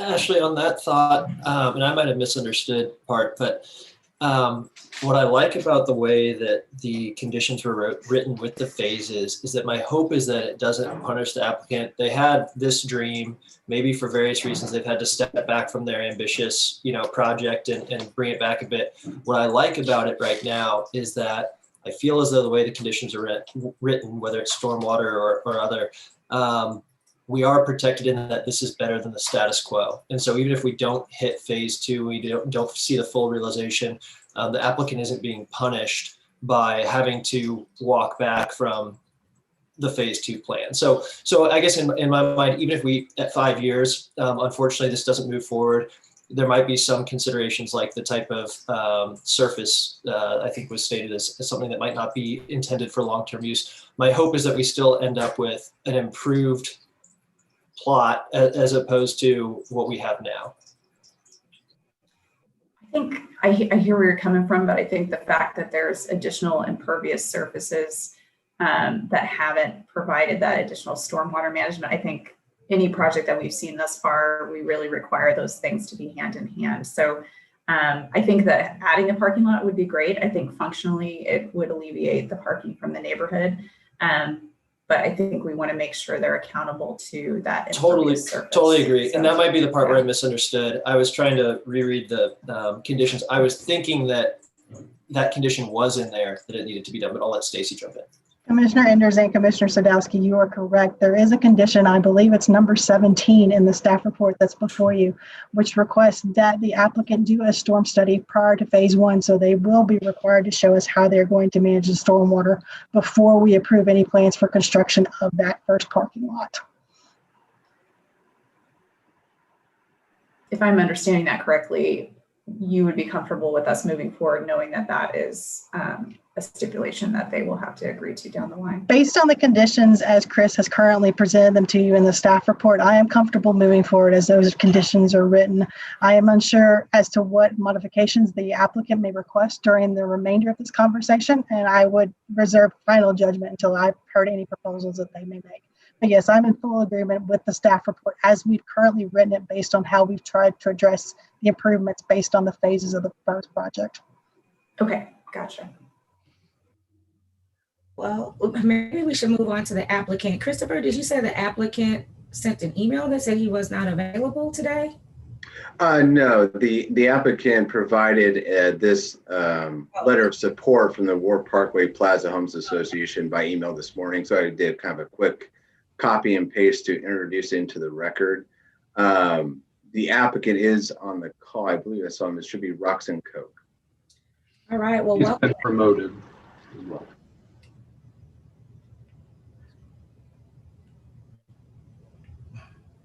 Applicant, you are, if you would unmute, and Christopher, are you advancing the slides for the applicant? There we go. Yes, I am. There we go. Apologize for that. No worries.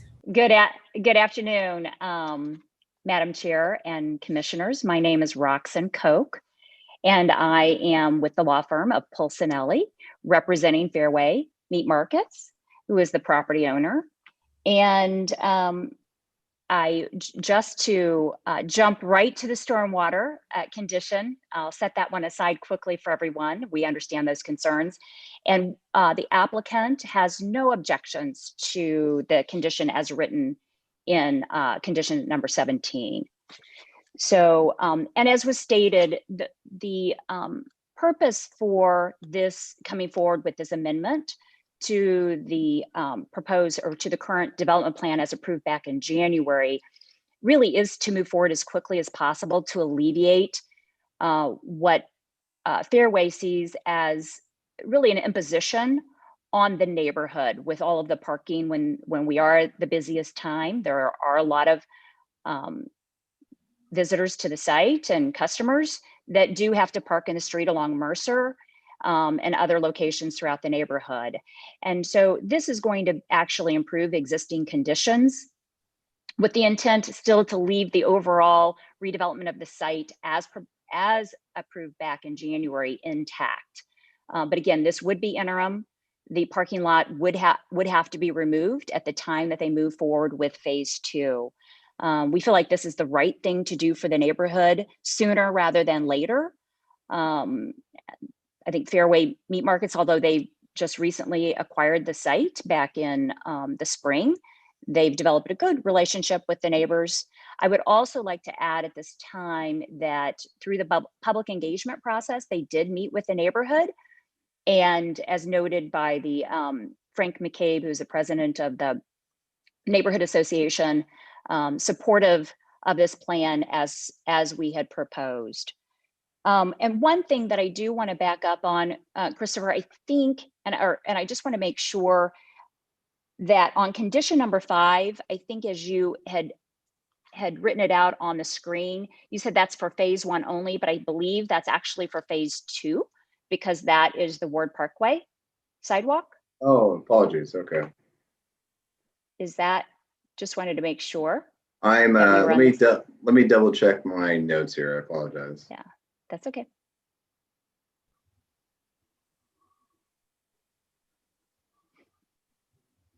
Oh, correct. I apologize. It should be for phase. I put remove phase 1. Sorry on my notes. It should be for phase 2. Phase 2 only. Okay. Thank you for clarifying that. And then for condition number 9, and just this morning, Chris and I emailed back and forth on that. We did have some proposed language change for condition number 9. And this condition relates to the screening of how we'll screen between the existing residential properties that Fairway Meat Markets owns, as Christopher had pointed out. Oh, so you do have that in there. Okay, so for phase 9, the developer, okay, thank you. I missed that, Christopher, thank you. Mhm. So we are in support of that revision.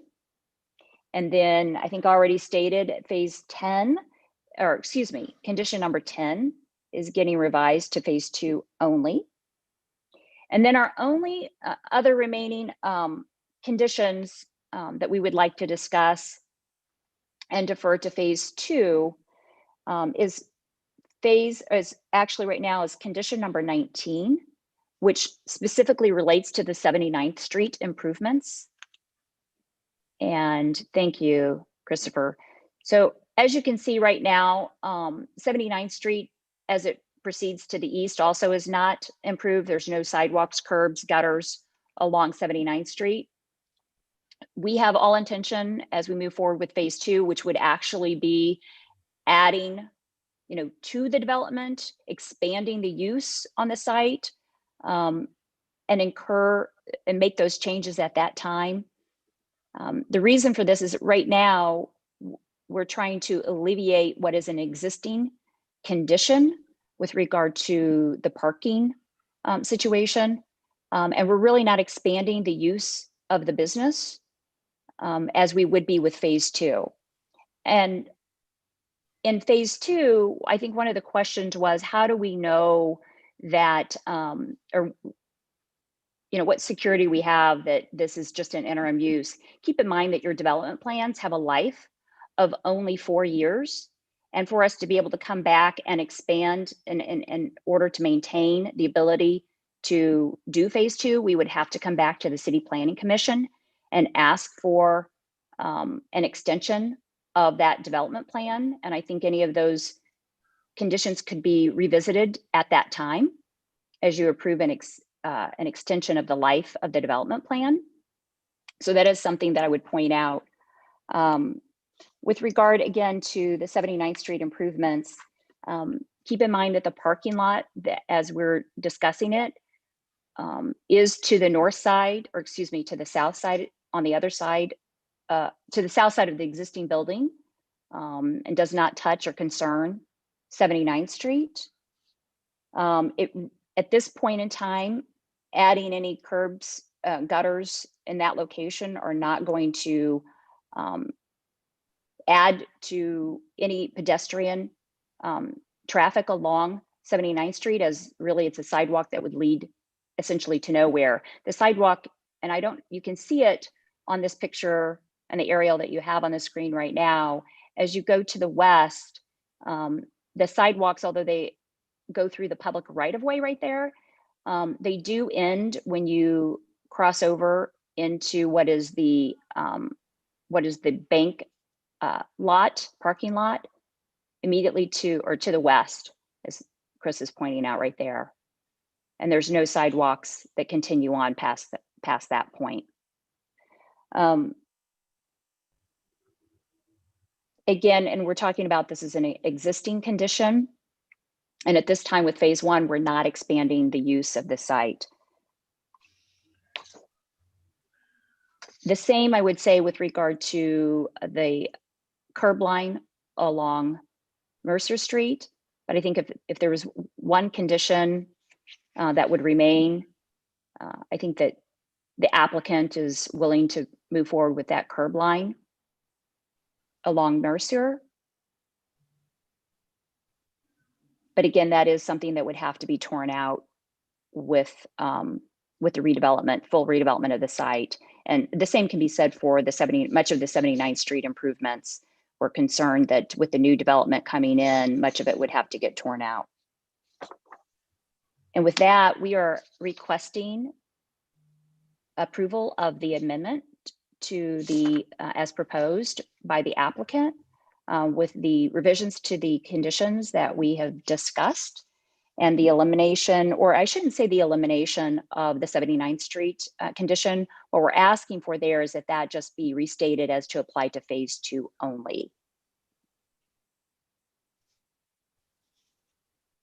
And that concludes my presentation, and I'm happy to answer any questions that the commissioners may have. Thank you. I have a quick question. The revision, is that for 18, condition 18 and 19?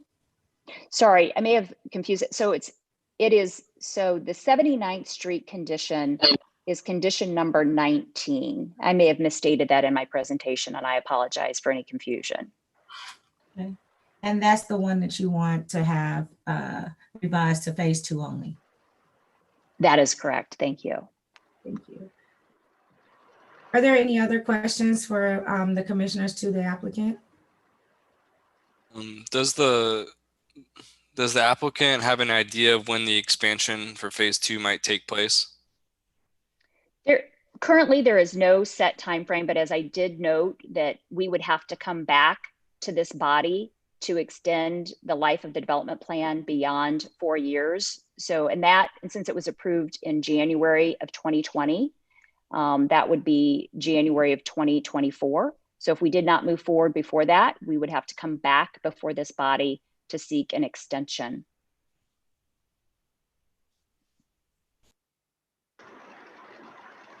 Okay. Joseph, do we have anyone that has raised their hands to give public testimony? Madam Chair, I don't see anyone raising their hand. Okay. Well, we will close public testimony and we will open it back up to the commissioners to have a discussion on the motion. So far, what I've heard is a recommendation to approve with conditions, with the revisions of number 5 is for phase 2 only. Condition 9 is for phase 1 only. Condition 10 is for phase 2 only. And condition number 19 is for phase 2 only. Is that correct? Madam Chair, this is Chris. The applicant has also requested number 9 be restated as such, shown on the screen. Oh, that's right. I'm sorry. Revisions with the 4-foot fencing to the screen of the existing residential. Is that okay? Is it? Got it. Thank you. Madam Chair, this is Joe. Can I ask a question real quick, because I'm a bit confused by some of the testimony from Ms. Cope. The expiration, 4-year expiration she's referring to only kicks in if the plan is not executed. Okay. So the plan would not necessarily, let's say, and I think that's relevant to the question that Commissioner Sadowski asked, which is that I think, and correct me if I'm wrong, Commissioner Sadowski, but I think what you were, the angle of your question regarding, what happens if this gets, if 5 years or 10 years later, the parking lot's still there. What leverage or hammer does the city have to make the temporary lot not become permanent? The answer to that is we don't have anything. We don't have anything. If you approve this today and Fairway wants to keep it there for 30 or 40 years, they can do that. Once they build it, the plan is vested and they're allowed to continue using the expiration. Does not, that Ms. Cope reference does not kick in. I just wanted to make sure that I think that kind of was part of your question, Commissioner Sadowski, and I want to make sure that that's clear. Yes, thank you. This is Commissioner Enders. Yeah, I like viewing this. Again, I think the staff did a really great job laying out the phases and the requirements for the phases. And so I like viewing phase 1 as a end all be all, just in case that ends up being the case. So I'm supportive of the changes to number 5, 9, and 10. With that said, number 19, I think should remain as written, because if this is to be a neighborhood grocery store and if phase 2 never comes to being, sidewalks need to start somewhere, and they should start at the neighborhood grocery store. So I don't think that a lack of sidewalks next to the grocery store is a good enough reason, or the pending phase 2, which we're already talking about potentially needing to do something beyond 4 years. So I'd like to keep it as written, except for those 3 changes. I would agree. As a resident of the neighborhood, or just north of the neighborhood, it's 79th Street is a mess when it comes to walking. And Fairway are now, or in the past, McGonagall's has kind of taken over that right of way, and people use it as like a driveway to speed in to park. And watching people walk up and down the street, and I know there's more sidewalks coming in. We approved Andy's, which is putting in sidewalks on the north side, and I know that there's some Payak improvements as well along that street. So, and to Joe's point, that clarifies why we should keep 17 or 19 on the 79th Street, because we don't know how long it's going to last, and those improvements I think are really critical for the area, because it does connect to State Line and Ward Parkway, and lots of kind of opportunities to connect to Warnell. So I would appreciate keeping in item number 9. I'm less concerned about the Mercer curb cuts, or the curb line, but I would like to keep with number 19. Madam Chair, might I ask Commissioner Allender, has this addressed your water concerns? I would like to keep that curb cut on Mercer as well, and keep that curb on 79. I think that'll help with stormwater management. And Stacey, correct me if I'm wrong, but I just think there's just a lot of runoff off that site when you get a heavy rain, and I don't, I think you can nearly go off the road and feel like you're going to, not get back onto it again. So I would like to see staff recommendations on 79 and Mercer, so the infrastructure is built out for as recommended by staff for the for phase 1 development. Thank you. Thanks for the question. All right, is there a motion? I motion to approve with conditions noted, with the exception of 5 applying only to phase 2, 9 applying to only phase 1 and restated as provided by the staff presentation. Condition 10 only applying to phase 2. Is there a second? Second. All right, it's been moved and second. Lisa, will you call the roll?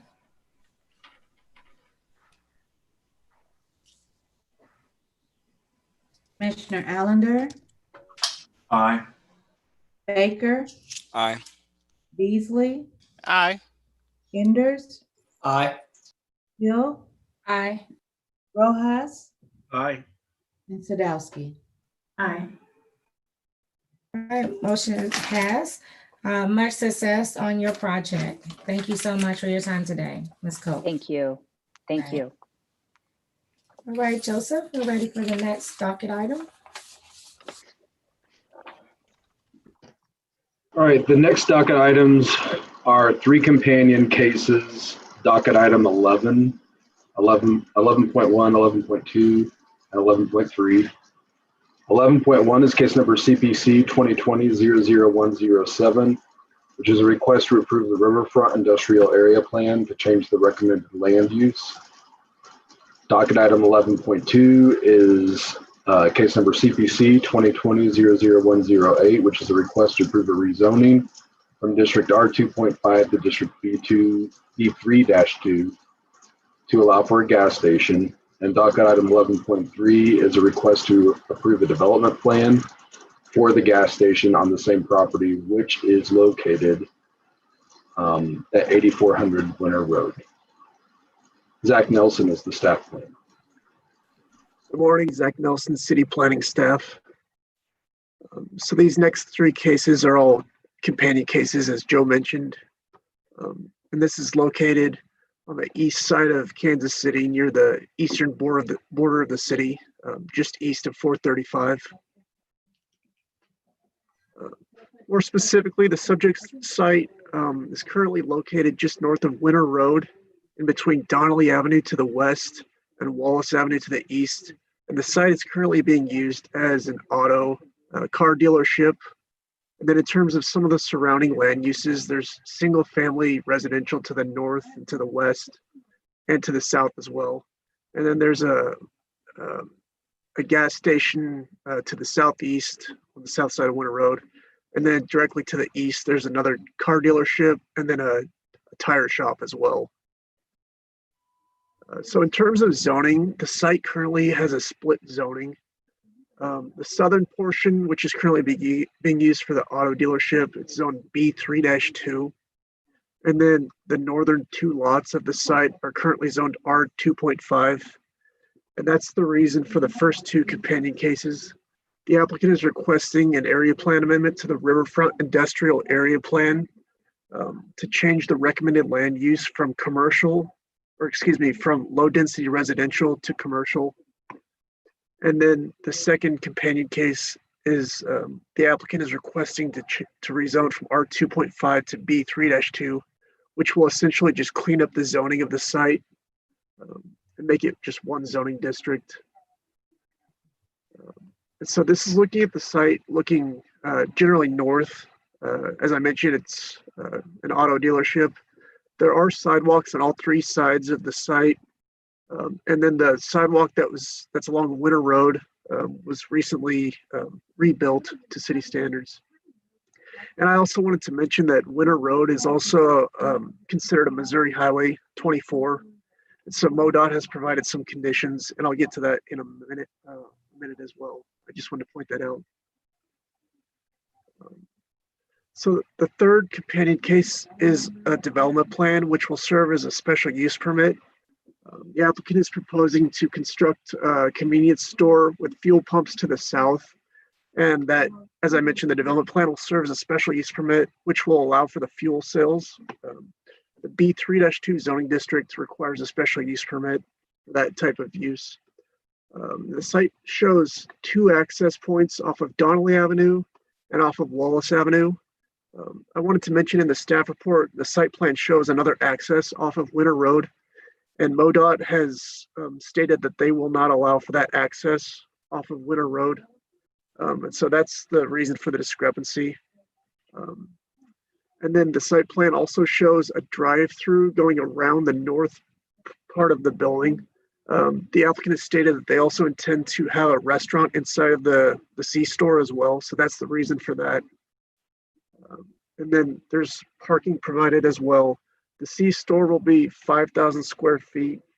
And then a total of 21 parking spaces are provided, which meets the code requirement. And then in terms of landscaping, the applicant has provided the code requirement for the number of street trees along Winter Road, Wallace Avenue, and along Donnelly Avenue. And then the applicant has also provided a large number of visual screening in the form of shrubs along all three street frontages as well. And then the applicant has also provided a large number of taller shrubs along the north property line, since this is so close to single family residential just to the north. Staff had concerns about that as well, but staff believes that that will be sufficient to provide some visual screening for the residents to the north. And then in terms of building elevations, here are just a couple of renderings. The building will be primarily brick with some EVIS and then stone base, as you can see here, with some wall signs as well and awnings. So overall, it'll be high quality in terms of materials. And then I just wanted to go back real quick and point out the rezoning as well. Staff is supportive. Staff is supportive of all three companion cases and recommends approval without conditions for the area plan amendment and the rezoning. And I just wanted to talk a little bit about the rezoning in particular. Staff is supportive of the rezoning for several reasons. One, the Winter Road is kind of a mixture of residential and commercial uses. And so this B3 to 3-2 zoning is, it's not unique to this site. And so rezoning the northern 2 lots here is not, it's not completely unusual for this area.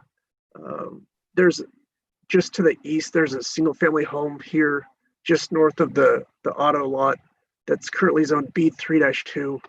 And then there's, as you can see, the gas station to the southeast, currently zoned B3-2, which is the same use as what's being proposed currently. Just a moment. And then the applicant submitted, or excuse me, the neighborhood association, the North Blue Ridge Neighborhood Association submitted a letter of approval or of support for this project after the staff report was already uploaded. So I wanted to at least provide you with this. I can leave this up here for a minute if you want to read it, or I can just kind of summarize. Basically, the applicant has met with the neighborhood association and they discussed this project, and ultimately the neighborhood association believes that this will be a positive for the neighborhood. They've discussed security, landscaping, how this will kind of clean up the area and be a more active use. And so I just wanted to point that out, that the neighborhood association is in support of this, all 3 companion cases. And then finally, staff is in support of the development plan as well and recommends approval with conditions. And I can answer any questions that you may have. And I believe the applicant is online as well, Khalid Bande. So you guys are comfortable with the screening along the drive-through, correct? Yes. Okay. I don't believe I called it out in the staff report, but it's it's a screening that grows pretty tall and pretty narrow. Okay. And the intent was just to provide some additional visual screening. Is there an existing fence, or will it be a fence, or just be vegetation? I believe the applicant said there would be a fence as well. Okay. I can confirm with him.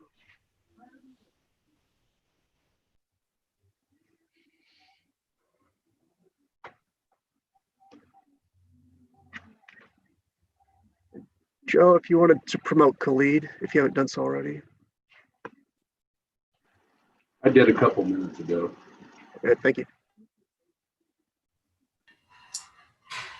Mr. Khalid, please give us your full name and unmute yourself for your presentation.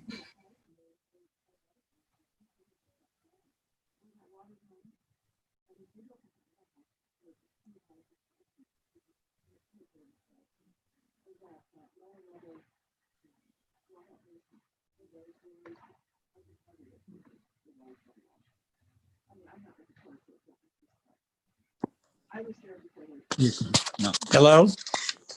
Yes, sir, we can hear you. This is Gerald Menifee. I'm the project manager for the site. I'm working with Mr. Khalid. Okay, would you like to, are you presenting? Or would you just like to offer some additional commentary on the plan? I don't have any really additional comments. I think they've covered it pretty well. It's going to be a 5,500 square foot convenience store with about 1,000 feet of space for a restaurant with a drive-through on the back north side. We really don't have any additional comments, and we agree with all the conditions that were placed on by the city. Okay, are there any questions from commissioners to the applicant? Yeah, could you answer our question around a fence on the north side, if there is a current fence or if you're adding a fence on the north side of the drive-through?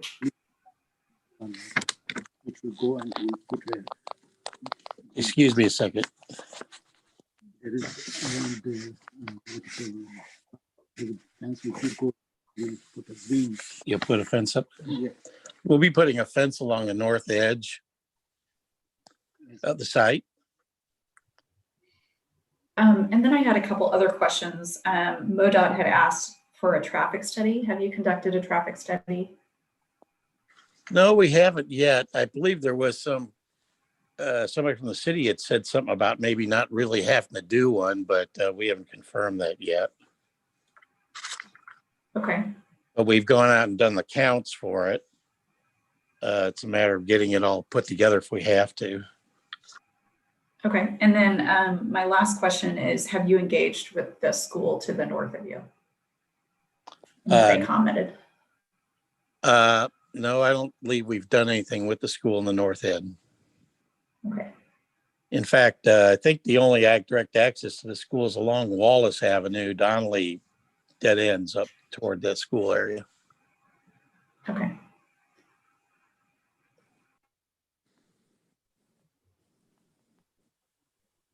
Are there any other questions for the applicant or the commission? Okay, Joseph, do we have anyone in the audience that has raised their hand to give public testimony on this case?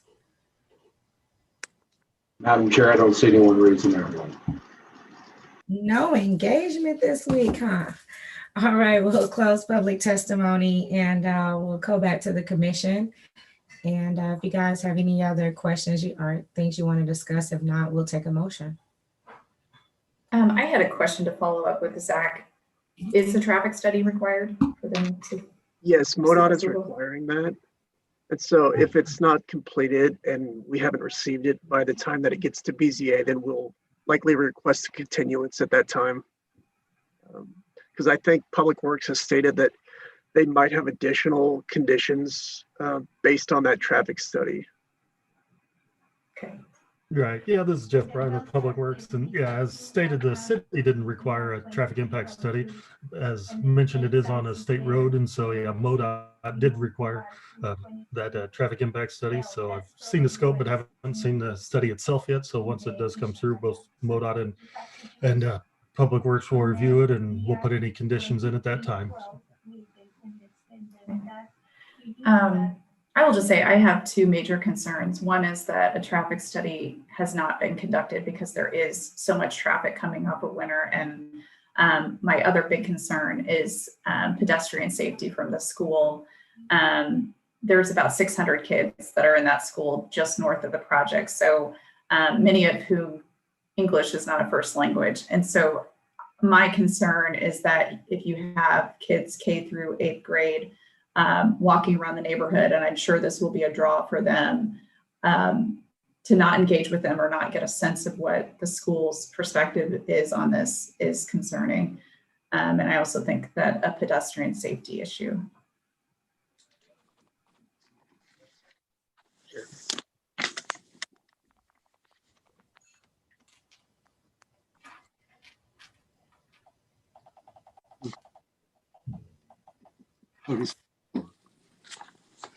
No.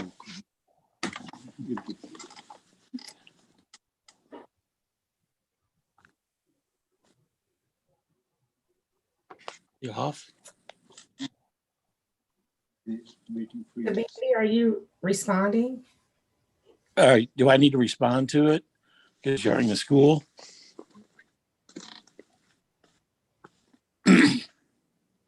Sandusky, did you express some concerns that you wanted him to address? Not necessarily. I just wanted to leave it up to the commission. Okay. For discussion. I do know for one thing, we're not going to be having any alcohol sales at the store itself. And when we were out there looking at the site doing traffic counts, we didn't notice any students walking to school. I think it was mostly should be all buses. And I think it's an international school, I believe. So it's probably mostly busing people in. And I get that. I just think, I remember being a middle schooler and something like this would have drawn me down after school, and I could see kids hanging out at the restaurant and just being a lot of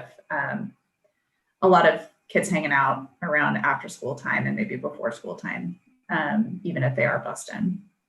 I can understand that. All right, is there a motion on this docket item? Yep. This is Commissioner Enders. Move to approve 11.1, 11.2, and 11.3. 11.3 with conditions as stated. Is there a second? Second. All right, it's been moved in second. Lisa, will you call for the vote? Commissioner Allender,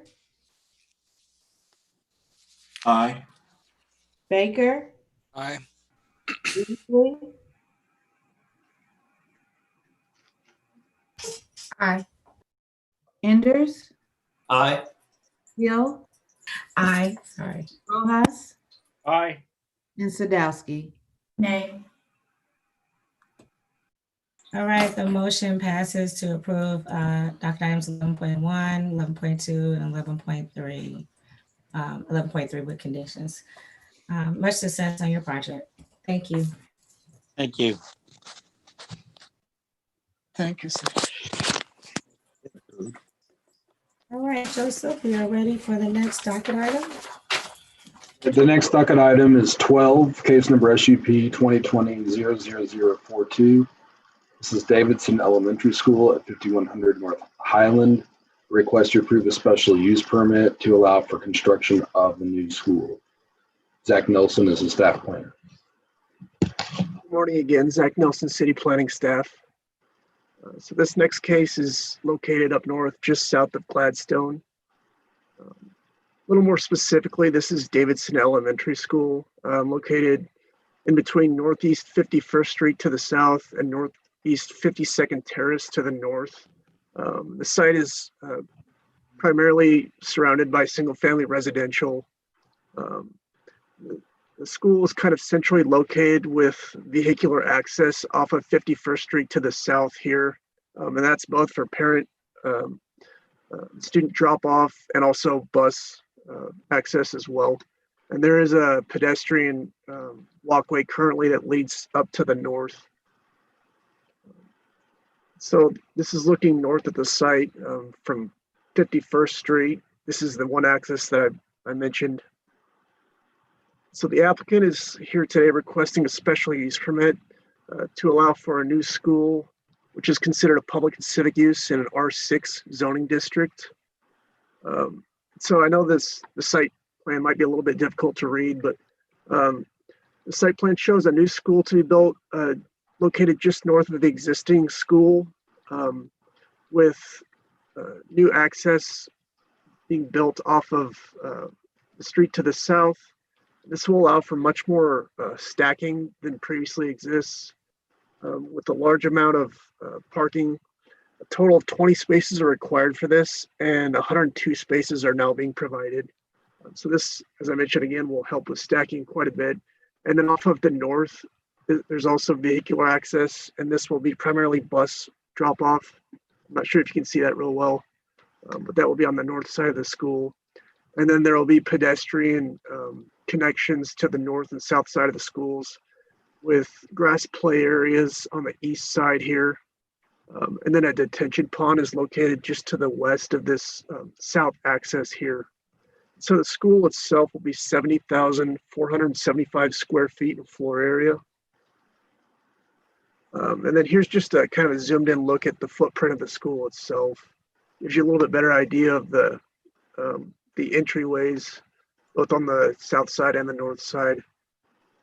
And then a kind of an idea of the connection that wraps around the school itself. And then in terms of landscaping, the site will be well landscaped.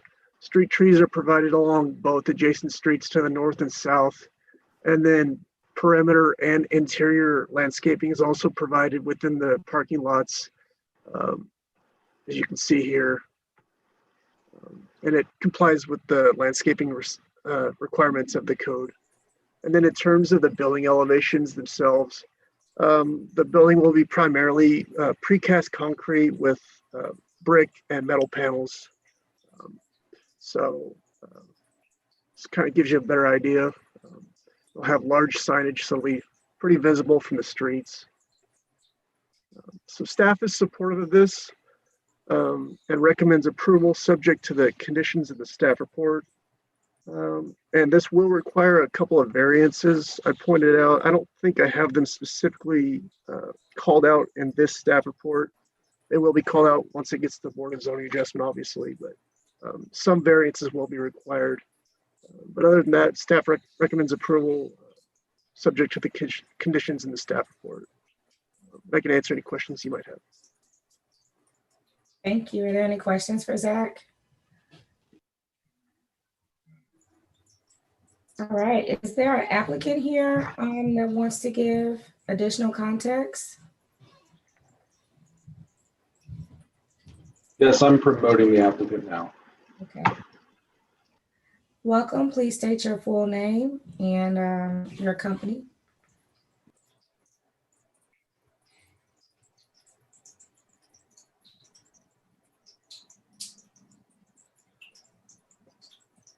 Good morning, can you hear me? I can hear you. All right, great. My name is Brian Hochstein with NKEC Engineering. We're at 11827 West 112th Street in Overland Park, Kansas. I'm here today representing the North Kansas City School District on Davidson Elementary School. Not a lot to add. I will say we've done a fair amount of coordination with a lot of city departments to kind of get to this point. This has been an extremely challenging site. We have, in the last few years, started to do quite a few schools where we leave the existing school in operation while we construct the new one. This may be one of the most difficult. There are site constraints, there are grading concerns. We have a stream buffer to the west. We have Kansas City, Missouri parks to the east. And then the current school does not do a good job with parking. So we've tried to address a lot of things while also keeping this existing school in place. One exciting thing I do want to bring up that's kind of odd out there is we've worked with Kansas City, Missouri. They're going to grant us a temporary easement of about 50 feet on their property so that we can do some grading. That's advantageous to everybody because it means we won't have to build a big retaining wall. And we will lose a couple trees, I mean, not very much on the east side, and we're going to replace it with double whatever we take out. So if we take out one tree, we're going to put two back. And what that allows us to do is, it's hard to tell just from this, but Davidson Park is actually northwest and to the east of this property, and we're now going to connect a trail. So currently, things aren't really connected, and there's a trail to the west on Northeast 52nd Terrace. And then there's a playground on Northeast 51st Terrace. And so using our site, we're going to bring the children through our site with a crosswalk to the north across 52nd Terrace. So we've coordinated all of that with Parks and Rec, and we show it in our plans in the right of way. So we're excited about that too, because people will not be able to use it. It'll all be new, and it'll be a great amenity to the community. On the west side, I would stress that though there is, I'll call it a dry creek. It does run water, and when there is a heavy rain, there is a lot of water that moves through the west side, but we are not touching that stream corridor. We are not demolishing any trees adjacent to the stream corridor, and we're not grading in that corridor. We're also working with engineering to come up with a stream buffer waiver and some other items, but that's all in process right now. So I've already spoken too much. We agree with the stipulations the staff has provided and look forward to hearing any questions or comments. Thank you, Brian. Are there any questions from the commissioners? Okay, hearing none. Joseph, do we have anyone in the audience that's raised their hand to add commentary on this case? No one is raising their hand. All right, well, we will close the public testimony and we'll turn it back over to the commissioners. If there are no questions amongst the commissioners, then we can call for a motion.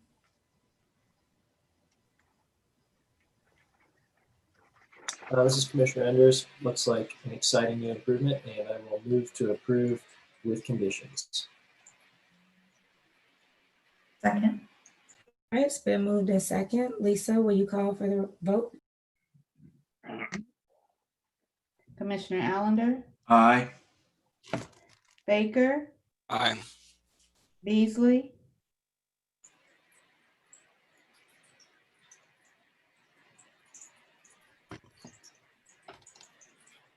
Commissioner Beasley,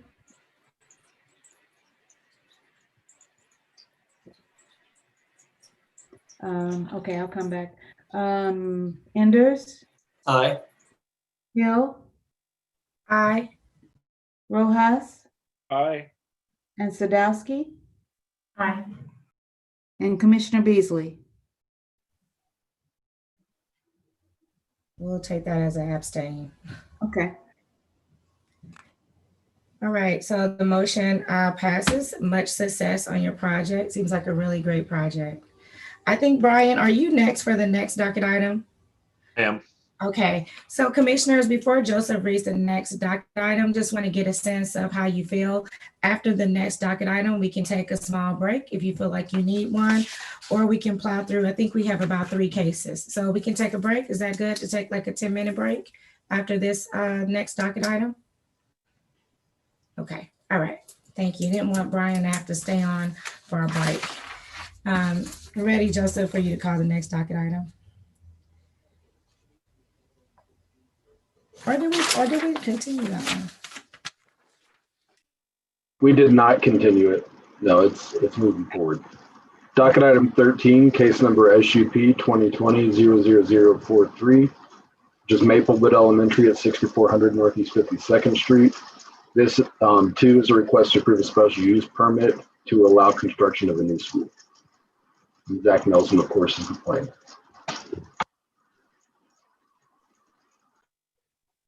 All right, good morning once again. This next case is similar to the case you just heard.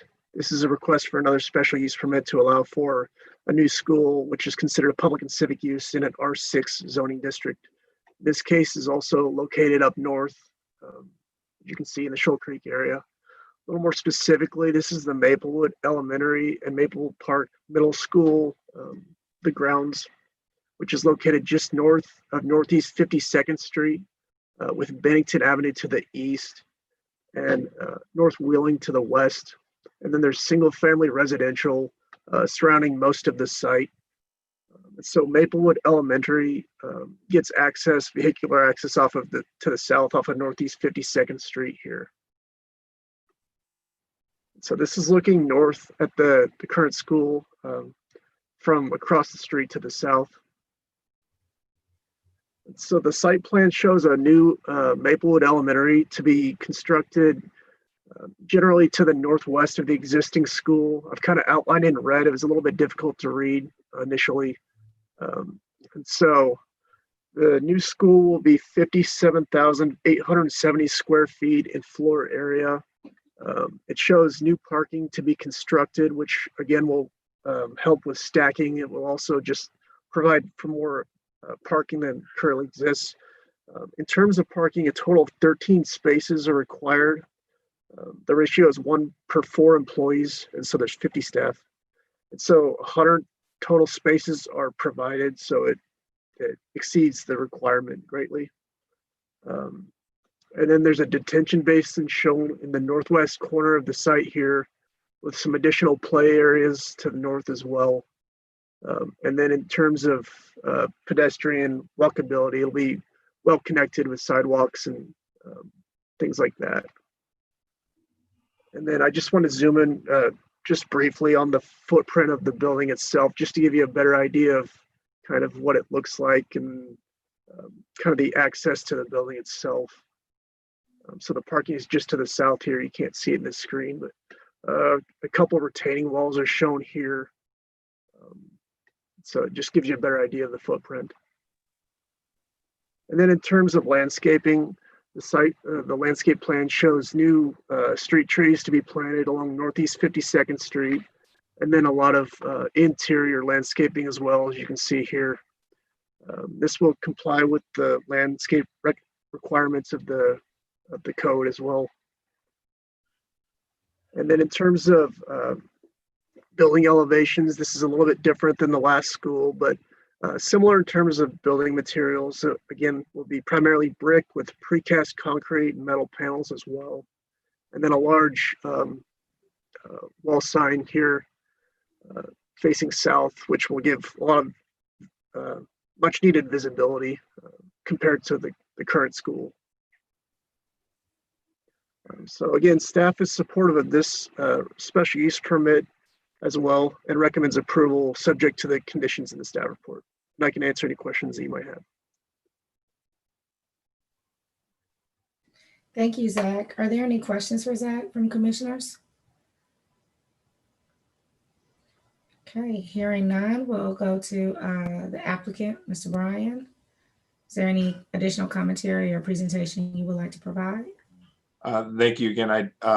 Not much. I don't think there's anybody here to speak for or against us today, but we did have good public engagement. I should have said that on Davidson as well.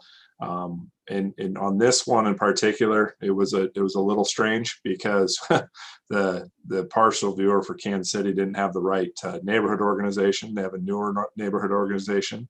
So we actually held 2 public engagement meetings. The second to try and meet with the new Maple Park Neighborhood Council. And we got really good feedback from them, and we're able to address a lot of their questions and concerns. I think they're fairly supportive of what we're doing here.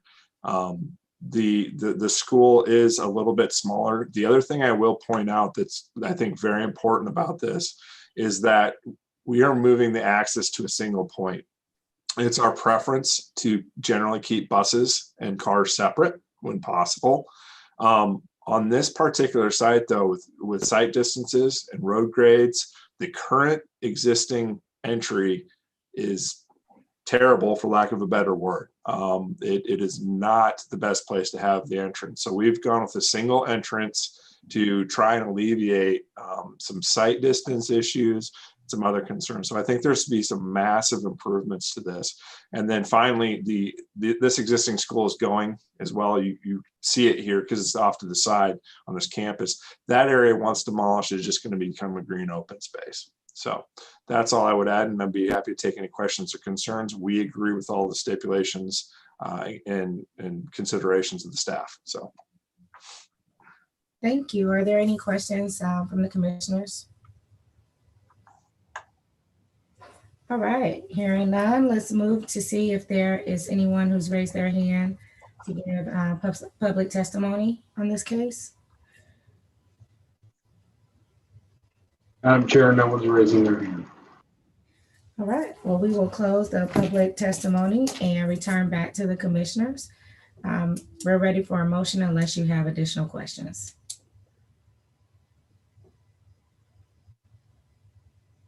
I have a quick question. It's not really related to my opinion, but I just wanted to understand. It seems like you're doing a lot of cases where you're rebuilding the entire school as opposed to renovating it. I just was curious what the thought process was there. That's an excellent question.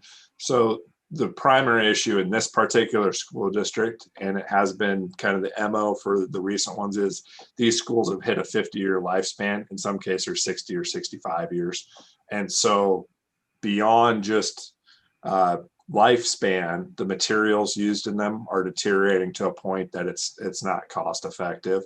Additionally, with changes to how we program schools today, and the fact that these are actually community hubs. I mean, it's not something really talked about, but both of these are providing an awesome system for community meetings, media rooms and stuff. We need to be able to close that down for after hours and special things. So the classroom wings are totally separate. They feed into that primary public area, but that's part of it too. The programming for a lot of these old buildings just doesn't work. You know, you get into little things like there's classrooms without windows, poor ventilation, you know, so it starts to add up beyond that. So we're excited to be able to offer these. Additionally, I would say that both Davidson and Maplewood have been neglected, is kind of a hard word, but they've been neglected. These are some areas that are not of higher income, and North Kansas City felt an obligation to provide parity with some of the new schools that they've been constructing up in the north, where all the expansion has been, all the new houses. This has been their hyper focus on this particular bond to get new schools in these areas that haven't had them in many, many years. So long answer, but that's the goal of what North Kansas City is pushing to do. Oh, that's great. And unless anybody has any other comments, I'd like to make a motion. So I would move that case number 13 be approved with conditions. Second. Okay, it's been moved in second. Lisa, will you call the roll, please?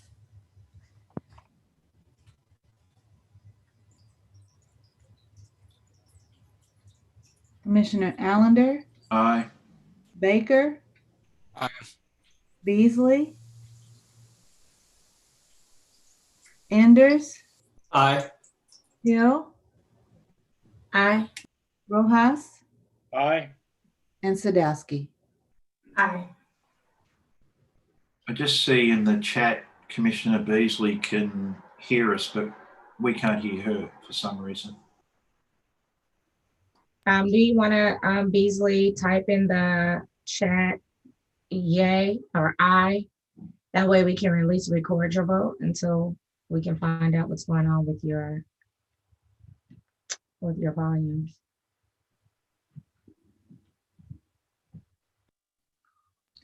Yes.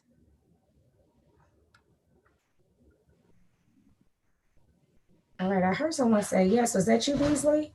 No, it was me. Oh, Lisa. okay, Lisa. Yeah, we can hear her. Magic. Okay.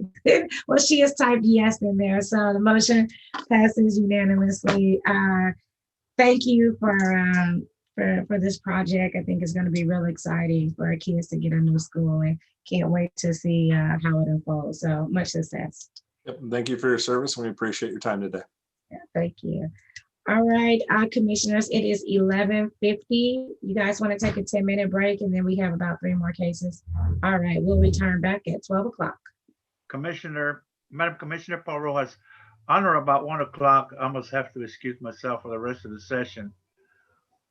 Okay, well, we have like 3 cases left, Commissioner Rojas, so I think we can get through them. Okay. But we'll understand if you know, at 1 o'clock you need to leave. Thank you. You got it.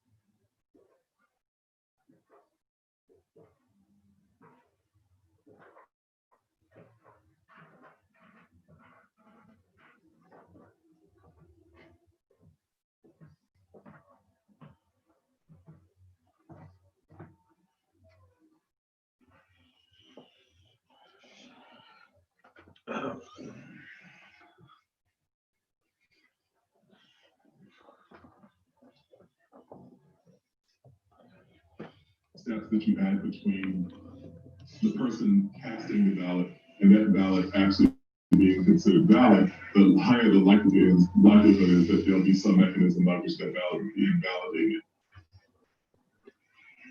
So it gets back to some of the things that we used in the Jim Crow South. How many jelly beans are in this jar? And if you can't show them, you're disqualified. Why is it usually black and brown voters who are getting disqualified? Well, I think that, yeah, I think that the point that we've been seeing is, akin to what you were just talking about with the Jim Crow South, where the objective was to completely eliminate those populations from contention politically. What we're now seeing are tactics that tend to work around the edges and work around kind of narrow margins that can tip in one direction or another. And so that's what we're seeing happen now.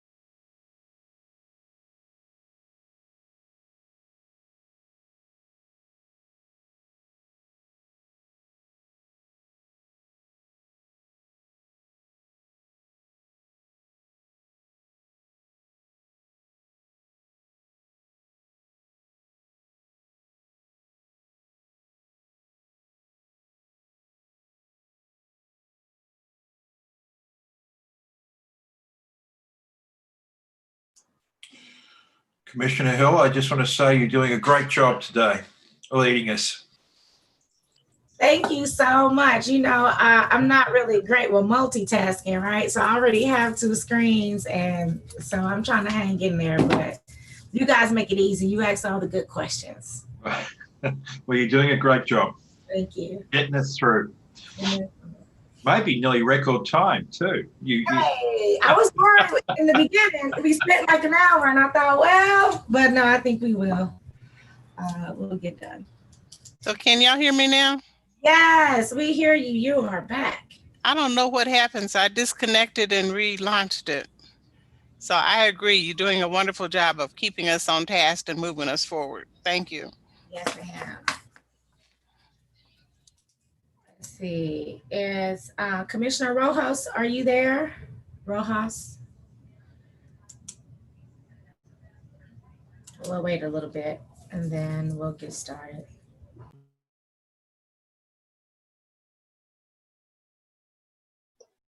Can you hear me now? Yes. Okay, thank you. All right. Well, Joseph, we'll get started with docket item 15. All right. Docket 15 is case number CPC 2020-00019. Request to approve a development plan and a preliminary plat for 2 multifamily buildings containing a total of 250 units within the Kinsley Forest development, which is located south of Inglewood Road and west of Highway 169. Shu Wood is the staff appointment. Good morning, everyone. Good morning. Or good afternoon. There we go. So this case in front of you is a development plan / preliminary plat. It's for Kingsley Forest Phase 2. It's located in the Northland. More specifically, it's located on the south side of Inglewood Road and the west side of just the west side of 169 highway. And this site has an approved plan and it is zoned B3-2. The approved plan called out for commercial uses. The applicant reevaluated the market and the proposed residential use now due to the market. So the surrounding land use is a mix of different type of houses and different type of commercial and residential use. To the north of Inglewood Boulevard, there are residential uses, mostly single family uses on R80 and R6. There's also an elementary school, which is the West Inglewood Elementary School, located just to the south, just to the northwest of this subject site. And to the south of the subject site, there are townhouses and apartments zoned R2.5.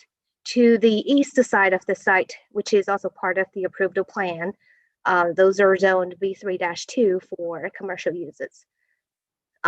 Just so you know, the Kingsley Forest Phase 1, which is located south side, zone R2.5, they're mostly apartments.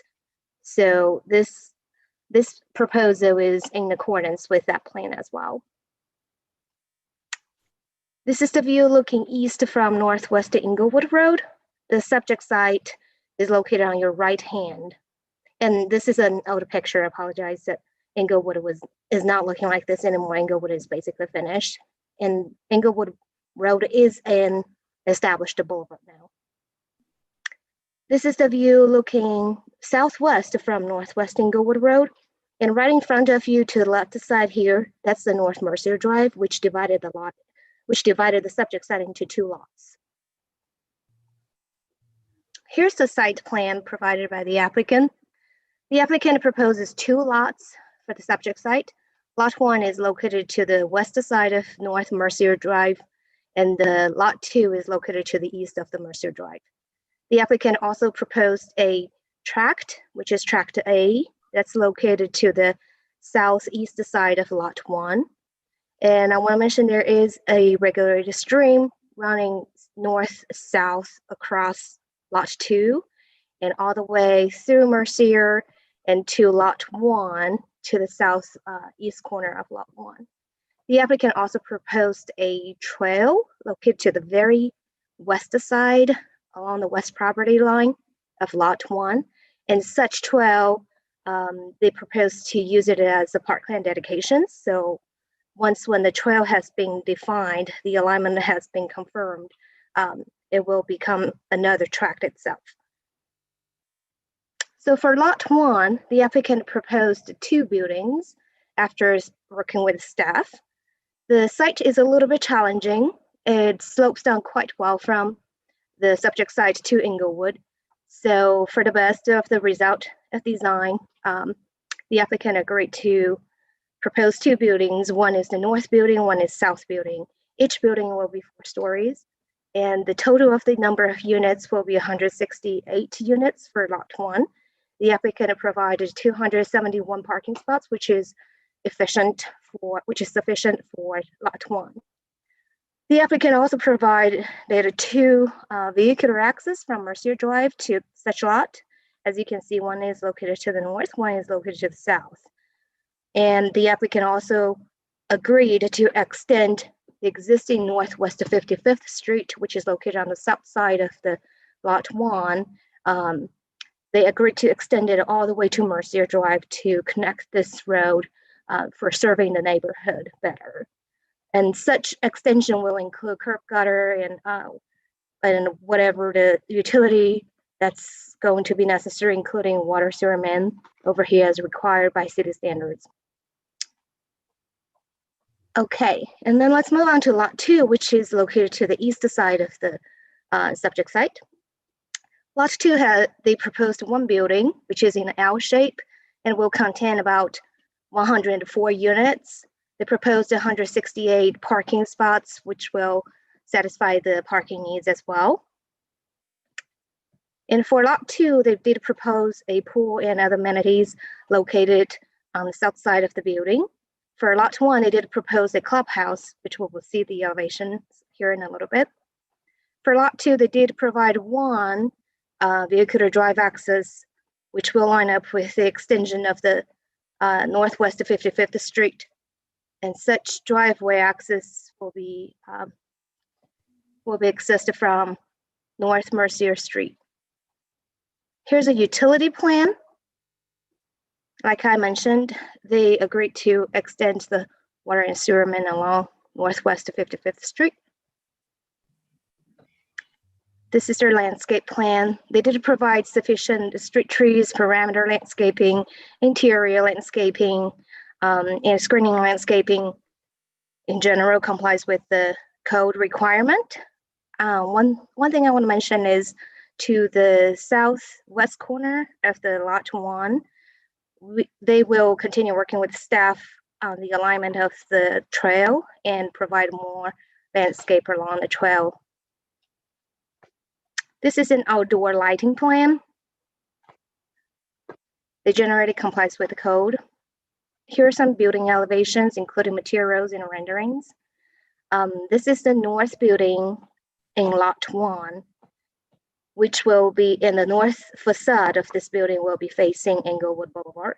So they will continue to work with the staff to improve the materials and provide an entrance as required by the code.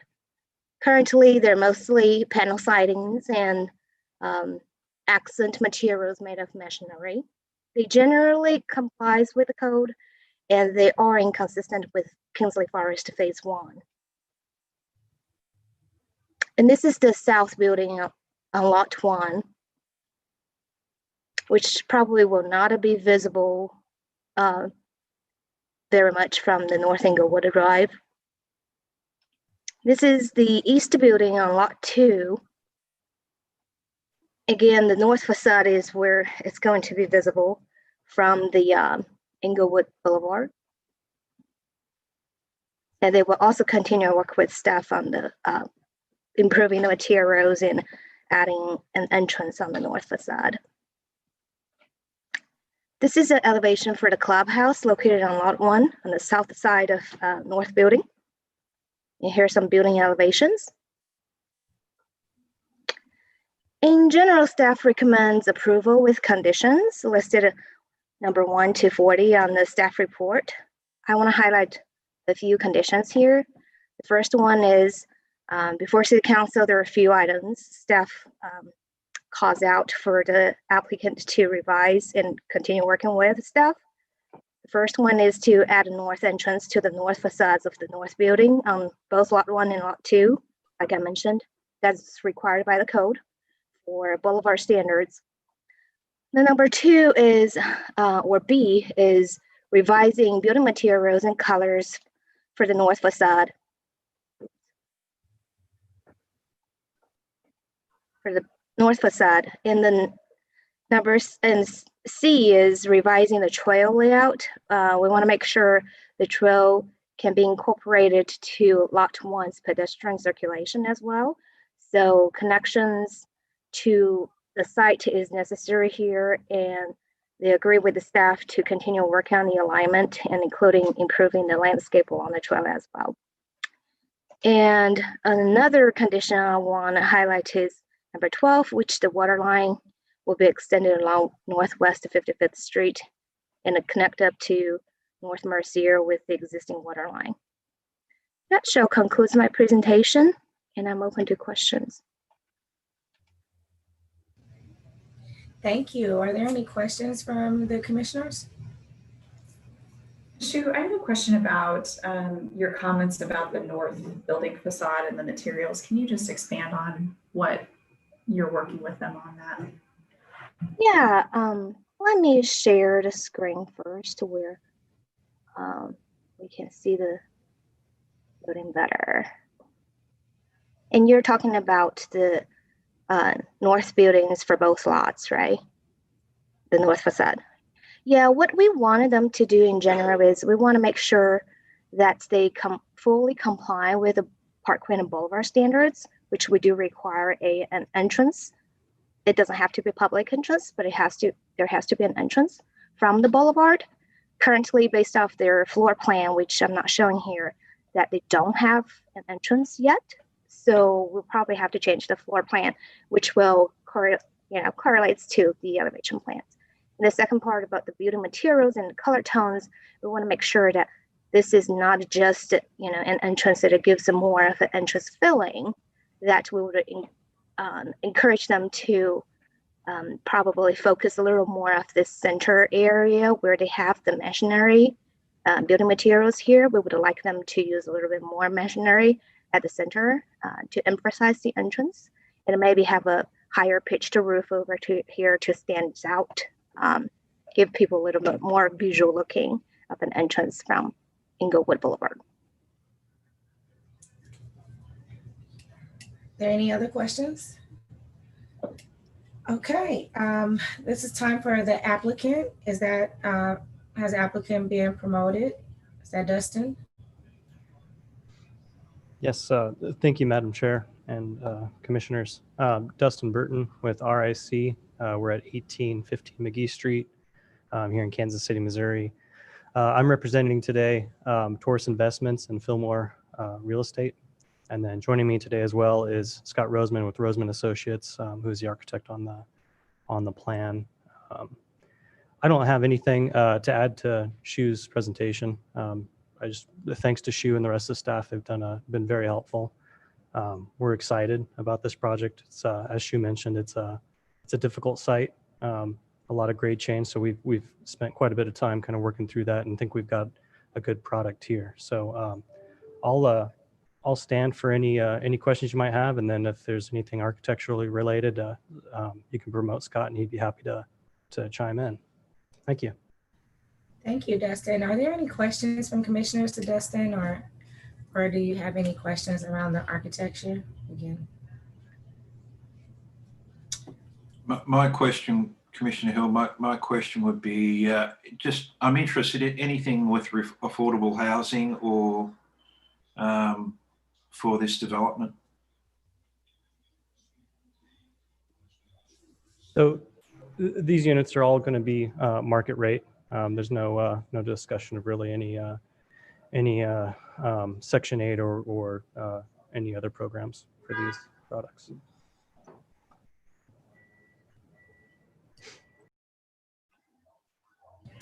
All right. And can you give me a sense of the 1-bedroom versus 2-bedroom? What's the makeup of the units? Yeah, actually, Shu or Joe, could you promote Scott? He'd probably be the best one to answer that question.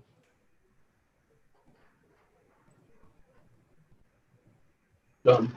Promoted Scott. Scott, you may talk now.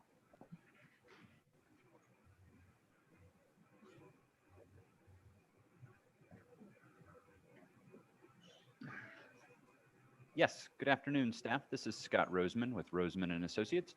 Our offices are at 1526 Grand Boulevard, and we are the architect of record for this project.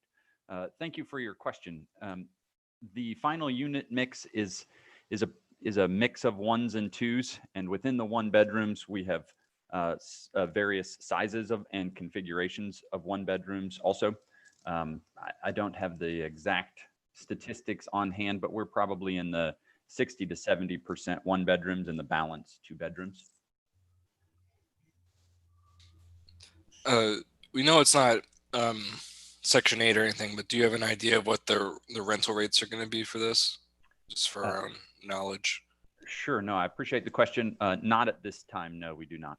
Or if the owner does, they've not shared it with us. This is the same ownership group that does also own and operate Kinsley Forest Phase 1. And so, you know, they anticipate this being complementary and a continuation of that facility. Thank you. And do you have any issues with the conditions as they relate to the architectural changes for the entry? I would stop short of saying we have issues. I would say that we look forward to continuing the conversation and discussion. As you travel along Inglewood Boulevard, this is the only property for blocks and blocks and blocks that will actually front Inglewood Boulevard. None of the existing buildings, and of course they wouldn't, because they're all much older and were constructed prior to Inglewood becoming a boulevard. But none of the surrounding properties, with the exception of one single family home, have any Inglewood Boulevard frontage. So that's one item, you know, that we're trying to balance.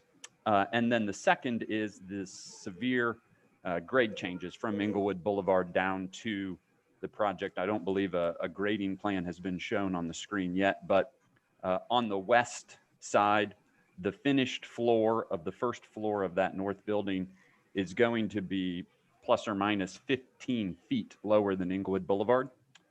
So the notion of an entrance is going to be very difficult to accomplish. We have worked with staff, and I think that we have a solution to do so. But for example, adding roofs, adding masonry on the first and even the second level, while it will make the elevation look great on paper, it won't really be seen by anyone on Inglewood Boulevard unless they're on the sidewalk looking down into the property. So there certainly is some balance to be done. We want to be good stewards of both the city plan as well as our owner's finances, and spend money on a building where it's going to be seen and where it will make a difference. So that's the balance that we're trying to straddle.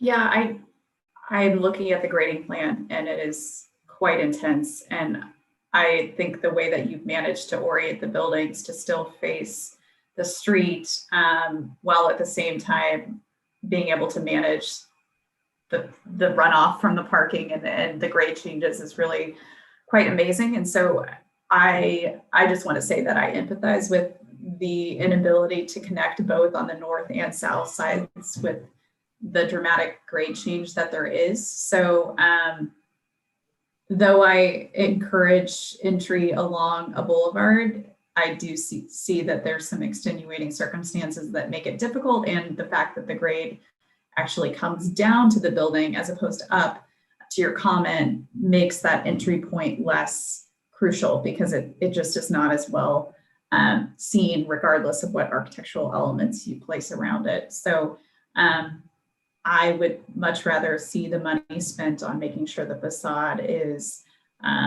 you know, as much stone as you can on the base, you know, using the best quality materials where you can, rather than trying to create yet another architectural moment when there are several already on those facades. Thank you very much. We appreciate that. All right, if there are no further questions, Joseph, do we have anyone in the audience that wants to give public commentary on this case? Madam Chair, I don't see anyone raising their hand. Okay. And I do want to point out that the requirement for the entrance, that's actually a code requirement. We can't waive that. So we do understand the grade is really severe, and that's why we're trying to work with them to make sure that it's meeting the code, but we understand it probably won't be utilized, and the grade does obstruct some of the view. Okay. Well, we'll close public comments and we'll turn it back over to the commission. What I hear is that there is a recommendation for approval with conditions with revisions to 1A, 1B, 1C, and 12 as stated. Is that correct? They're not revisions. They're just stated, highlighted conditions. They're the same as the ones stated in the staff report. Okay. Sorry, I don't know why I tracked those down as revisions to the language. So it's just approval with conditions. Okay.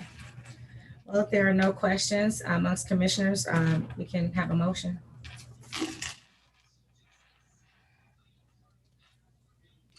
I'll motion to approve case number 15 with conditions. Second. It's been moved in second. Lisa, will you call the roll?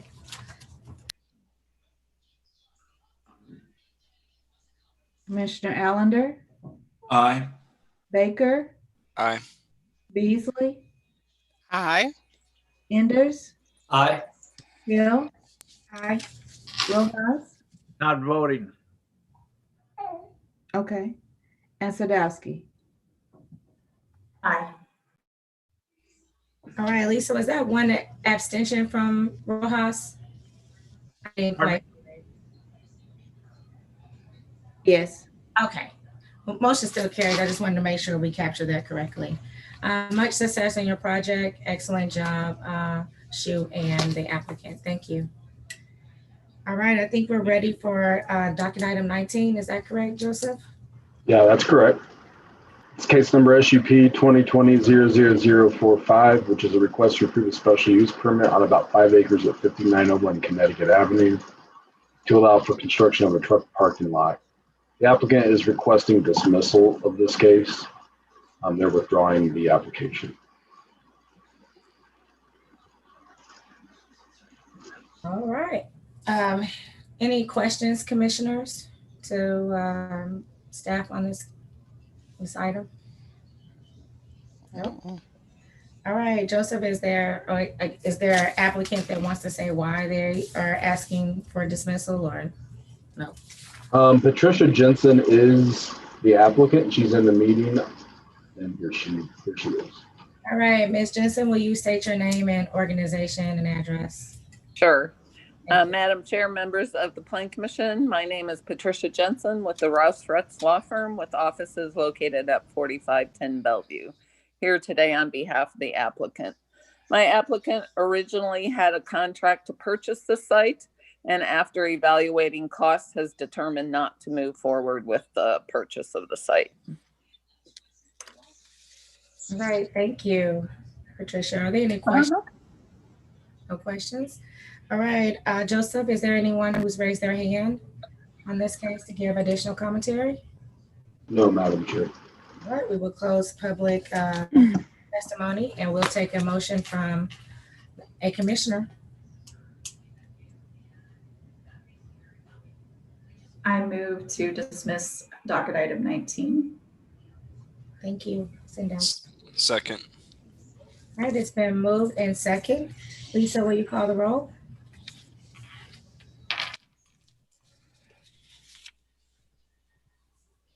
Commissioner Allender, Aye. Baker, Aye. Beasley, Aye. Enders, Aye. Hill, Aye. Rojas, Aye. and Sadowski. Aye. All right, motion's carries. Docket number 19 has been dismissed. All right, I think we have our final docket case for this session, number 22. Is that correct? Number 20, we have two left. Number 20 is the next one. Thank you. I had that crossed out. Okay. So docket 20 is case number SUP 2020-00046. It's a request to approve a special use permit on 16 acres located at 13013 East US 40 Highway to allow for outdoor storage of carbon dioxide tanks associated with an existing business. Patty Knoll is a staff planner. Chairman, members of the commission, Patty Knoll, City Planning and Development Department. The applicant is M&H Gas. The property is located at 13013 East US Highway 40, just on the boundary of Independence and Kansas City, Missouri. This application is subject to public engagement requirements. This is a letter from the attorney representing the applicant to property owners, as well as the Little Blue Valley Homes Association and the Blue View Homes Association, notifying them of the application. A meeting was then held. Subsequently, the president of the Blue View Homes Association attended. The property, as you can see, is just south of the city limits of Independence, Missouri. The northern portion of the site actually is within Independence. Property is bordered on the west by a mobile home park within Independence, on the south by single-family residential homes within Kansas City, Missouri, and on the east by railroad tracks, and then farther to the east is undeveloped property, zone commercial, and then a commercial development. Farther to the north is commercial development within Independence. The property, as you can see, consists of the former Sutherland lumber property, with the main structure located roughly right on the city limit line. Parking was provided in the front of the building. There were several outdoor storage structures located throughout the property. And the roughly the southern half of the property remains heavily treed and will not be developed. No trees will be removed. The applicant proposes to place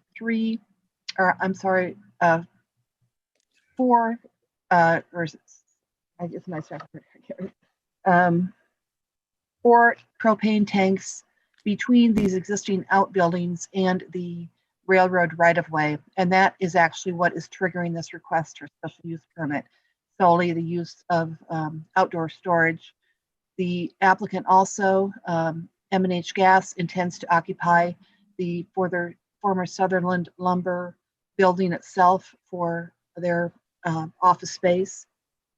Several of the existing outdoor storage buildings will be removed from the property, two to the south, two to the north. The existing buildings will remain.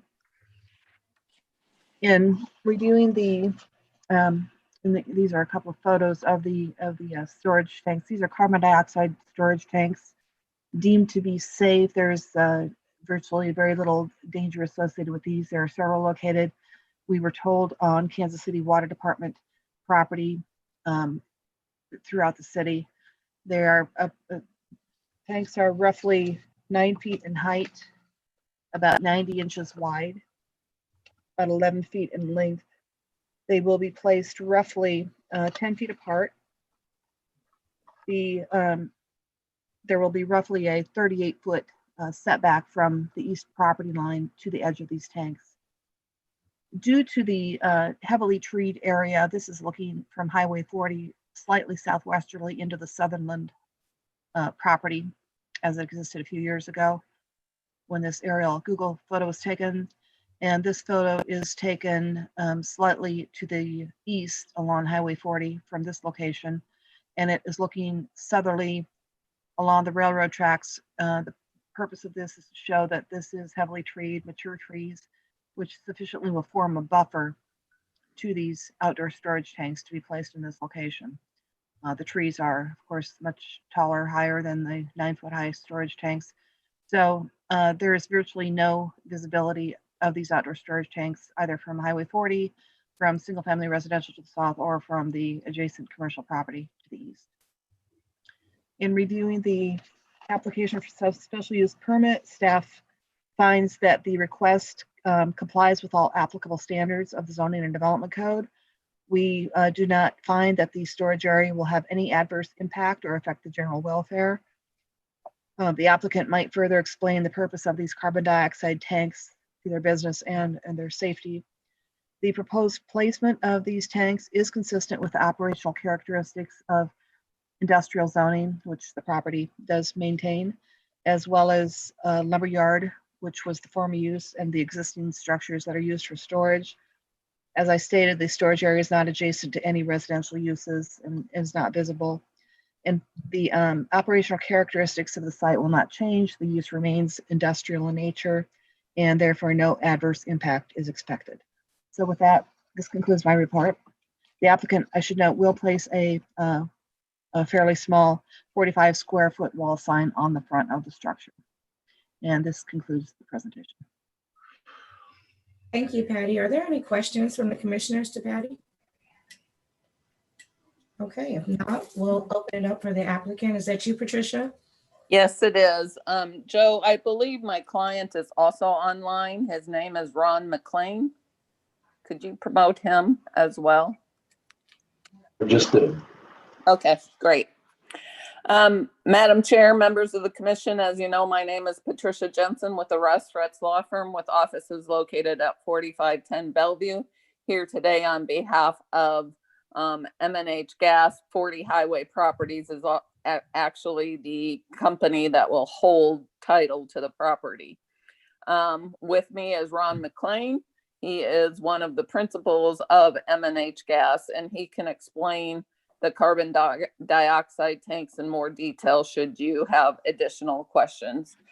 I just want to highlight the fact that this is really a win-win for Kansas City because the current Sutherland site has been vacant for a number of years. As you know, with vacancy, certain issues arise with regards to properties that are vacant. This has such a large tree area that there are people who do not have housing that are currently camping out in that area. So by having a reuse of the site, that will help the neighborhood to the south address any of those issues. First, I really want to highlight who M&H Gas is. They are a family-owned company and have been in business here in this area since 1972. Their headquarters is actually in Independence right now. So they will be relocating their headquarters to Kansas City, Missouri. They have about 20 full-time employees, and they're a company that pays great benefits to their employees. It was actually formed, the company, by Ron's father, Alton McLean. M&H Gas is actually the leading provider of carbon dioxide in the Midwest area. And if you don't know what carbon dioxide is used for, they provide it to our area restaurants, convenience stores for the carbonation of the beverages that are served. As Patty has highlighted, these tanks are similar to tanks that are located on water department property, and they will not be visible from the site around. And yes, we did have our neighborhood meeting via Zoom, and the president of Blue View Homes Association attended that meeting. No other property owners that we sent notice to attended the meeting. We're maintaining the half of the existing half of the site as the existing vegetation, so it really provides great buffer to the single family neighborhood on the south side of the site. It's a great reuse of this property. So with that, I don't have anything else to add unless Ron has something to add, but we would request your approval. Ron, you'll need to unmute if you're talking. Can you hear me now? Yes, Very thank you. good. Okay. I'm just here to answer any questions. Patricia covered everything pretty well, so. Okay, thank you. Commissioners, are there any questions for the applicants? All right, hearing. Okay, go ahead. Sorry, I just wanted a clarification. So bigger picture, M&H Gas is occupying the existing Sutherland's building. I'm assuming that doesn't run into any reasons why we would see that case. So the only reason we're looking at it is for those tanks, correct? Correct. We will be improving the building itself, in order to occupy it as our headquarters, but the site is zoned M1. So, and I do want to highlight, we have a closing in November. When we originally looked at our schedule and submittal schedule, we were counting on a November 3rd City Planning Commission hearing, and then the Board of Zoning Adjustment meets on November 10th.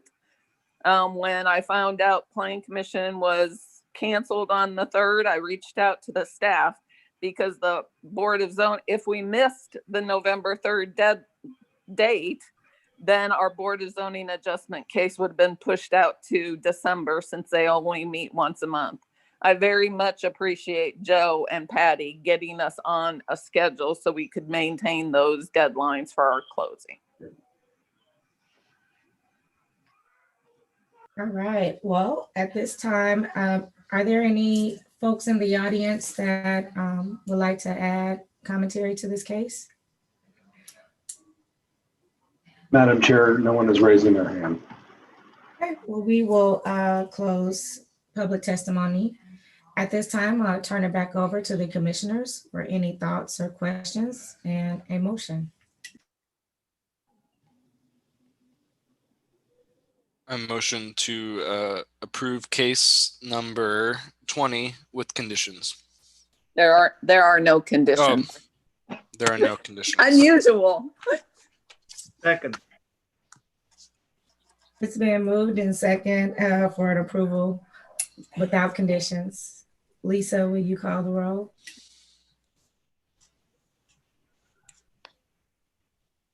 Yes, Commissioner Allender, Aye. Baker, Aye. Beasley, Aye. Enders, Aye. Hill, Aye. Rojas, Aye. and Sadowski. Aye. All right, the motion carries. Mr. McLean, thank you so much for bringing forth this project. Exciting to see the old Sutherlands get a new boost of life, and welcome to Kansas City. Thank you for your time. Absolutely. Thank you. Much success on your project. All right, Joseph. Docket item. Yes, docket item 22, our last case is case number CPC 2020-00136.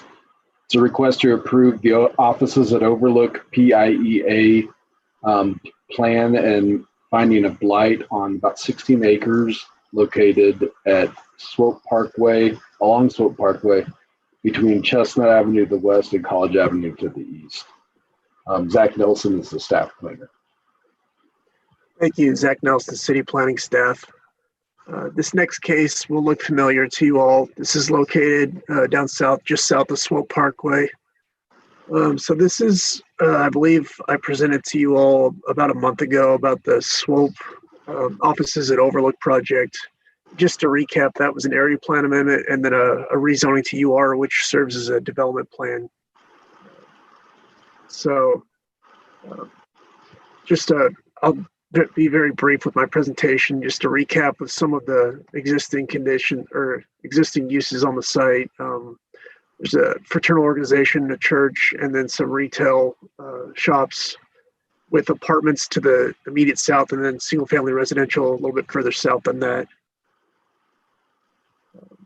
And then this is the plan that was that you all recommended approval of.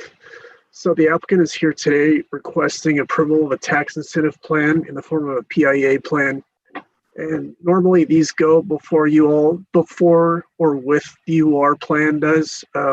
It was kind of an oversight on my part. I had thought that plan had already been approved. And so that's why this is before you. The UR plan and the area plan amendment that was previously before you is being held currently to allow for this to play catch up, so to speak. And so staff finds that the proposed this tax incentive plan is in conformance with that amended UR plan that you previously recommended approval of. However, staff does not make a recommendation on the finding of blight. And so with that, I will turn it over to the applicant to give his presentation. Zach, before we do that, I just wanted to make sure they didn't provide a blight report to you because we don't have any information on our end. I don't believe I have it with me. I don't believe it was submitted. Okay. I'll try to check. If I do have it, I will, can I email it to you all? Will that work? I will. Is there an applicant giving a presentation on this case number? I've promoted Scott Belkey. I'm promoting Allison Bergman now as well. Welcome. Please state your name and address for us, an organization.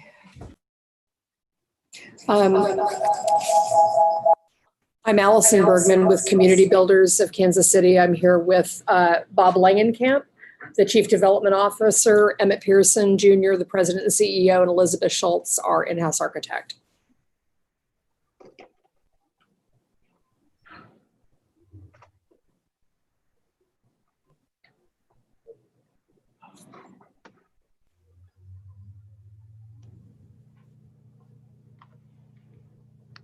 Good afternoon, Madam Chair, Commissioner Scott Belkey, Belkey Appraisal and Consulting Services, Inc. I prepared the blight study and the general development plan for the PIEA, and I have a brief presentation on those if this is the time to go ahead with that. Absolutely. Are you sharing your screen or will that be Zach? Hopefully I'm sharing. Scott, I'm gonna make you a co-host so that I think you need to be a co-host to share. So I'm gonna do that real quick.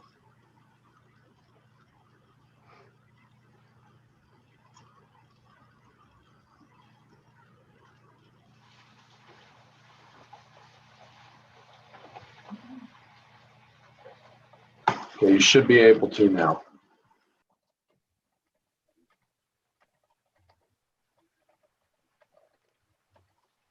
All right, can you see that? Yes. Good. And did that advance to the next page? Okay, as Zach Nelson pointed out, on the south side of Swope Parkway down to 49th Street from Chestnut over to College Avenue, there are several existing uses, including a vacant religious use, a vacant lot, another adjoining vacant lot, a small office building, a mostly vacant retail center, a second mostly vacant retail center, and a small beauty salon at the east end of the site. There are 7 tax parcels here held in 3 ownerships, about 11 acres. There are residential and business zonings here. The land to building ratio is a high 6.3, which means a low FAR of 0.616, which means very low density within the urban setting here. These improvements were built between 60 and 63 years ago, about 75,000 square feet, 195 parking spaces, and currently about 84.2% vacant.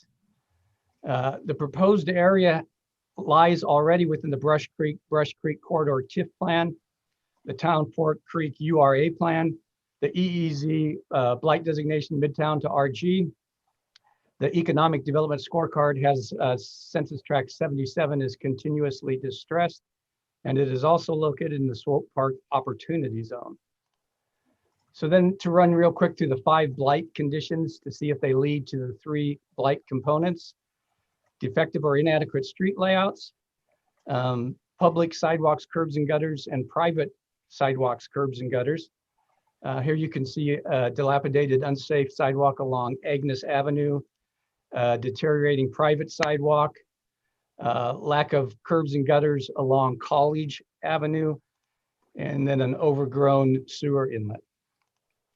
Blight component 2, insanitary or unsafe conditions, multiple environmental issues, failing structural components, inadequate HVAC, lack of safety railings, trash, illegal dumping, trespassing, vandalism, issues with vegetation or landscaping, and then there are several abandoned and unsafe houses adjoining the plan area.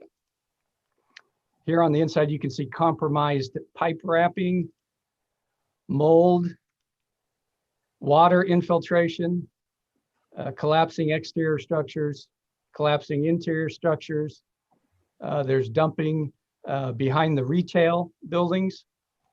The religious facility and the one of the retail spaces are filled with abandoned FF&E. There's been trespassing in the religious facility. There are issues with lacking safety railings on different areas, vegetation issues, and then a picture of some of the adjoining abandoned houses. Blight component 3, deterioration of site improvements. Basically, all of the structural components show deterioration. All of the site improvements show deterioration. Functional issues, then dated and dysfunctional design, obsolete building systems, energy inefficiencies. In the retail space, there's a lack of rear loading, so delivery trucks have to load through the front door, and then there's some mezzanine storage. Very quickly, I'll run through some building components. Deteriorating roof, canopies, drainage, shear crack in a wall, broken windows, broken doors, interior ceilings, interior walls, interior floors, plumbing, a water cooler behind, a water tower behind the religious use, HVAC, electrical that's been stripped of the wiring. This is the elevator pit in the religious use. It's now full of water. Signage, parking lots, sidewalks. This is what, the first day I drove up to the property, this is what I drove up and saw.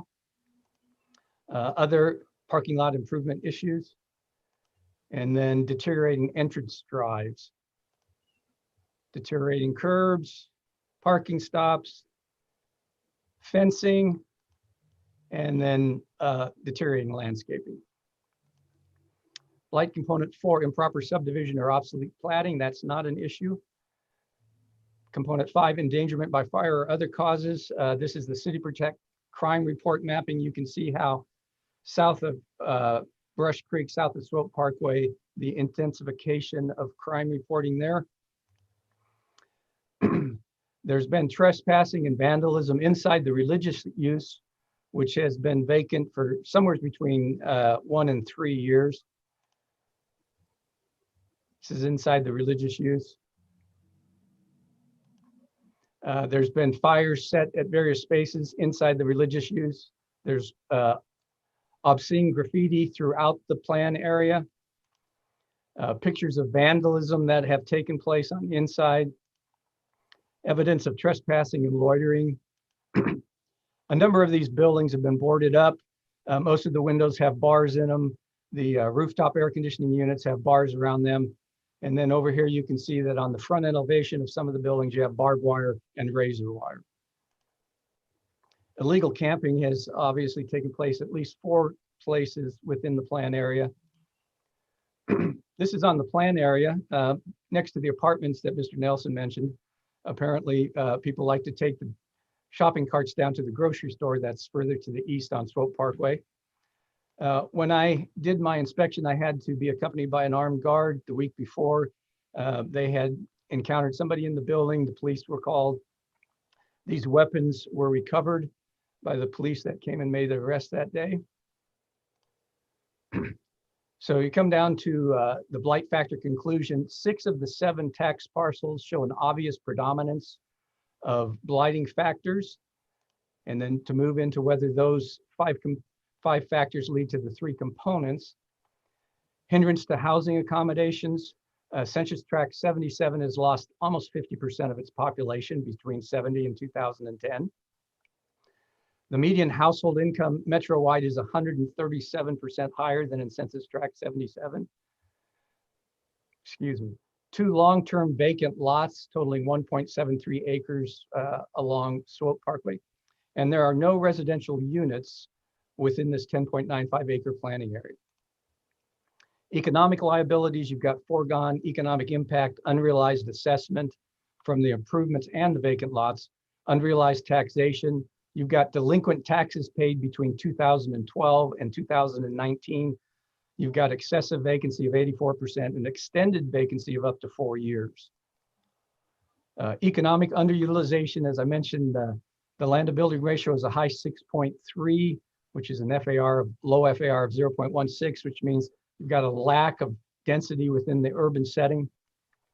You've got a vacant and deteriorating religious use with 2 adjoining vacant lots along an important commercial corridor. And you've got mostly vacant retail strip centers providing minimal service to the neighborhood. They lack density and are obsolete and deteriorating.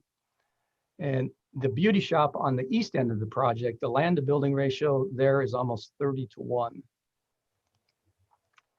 Social liabilities, the deteriorating pedestrian circulation, deteriorating and unsafe improvements, functional obsolescence, environmental issues, safety issues, sanitary concerns, trespassing and vandalism, vacant, underutilized uses lacking proper subdivision and maintenance, no housing opportunities, foregone economic impact and taxation, and negative influence from nearby blighting properties.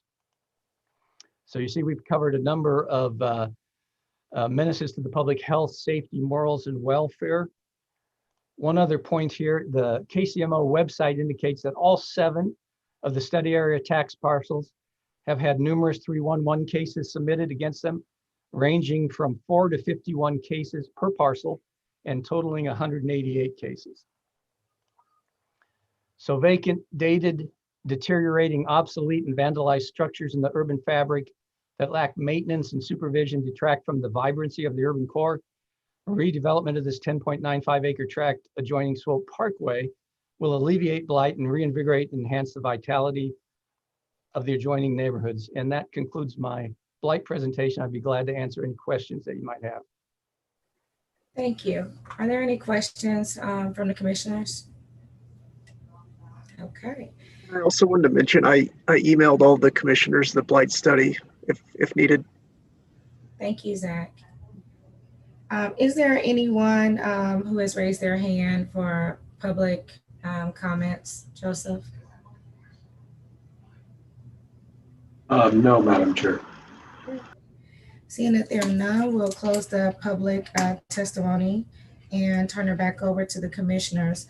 I just want to get a clarification on what staff is looking for here. Are we approving this plan? Is that the motion, or is it this? So the scope of staff's review is just to review the general development plan. These plans are like a package. There's a blight study and a general development plan. And staff scope of review is to ensure that the general development plan complies with the area plan or the long range plan. And we do not review the blight study. But your scope is to consider both and make a recommendation on both. Okay, and we have approved the project. And so now. Right. Yeah, what's supposed to happen is, like Zach pointed out, is that this should run concurrent with the UR zoning project that you've already recommended approval of, or prior to that. And we made a mistake in scheduling the cases, frankly. So the rezoning request is pending before City Council, waiting for this to catch up with it so that they can consider all 3 requests together. Okay, so we need a motion to approve docket item 22. That's the request before you, yes. Before we make the motion, can I ask one question? Because I like to ask these on all blight designations. When did the owner purchase these parcels?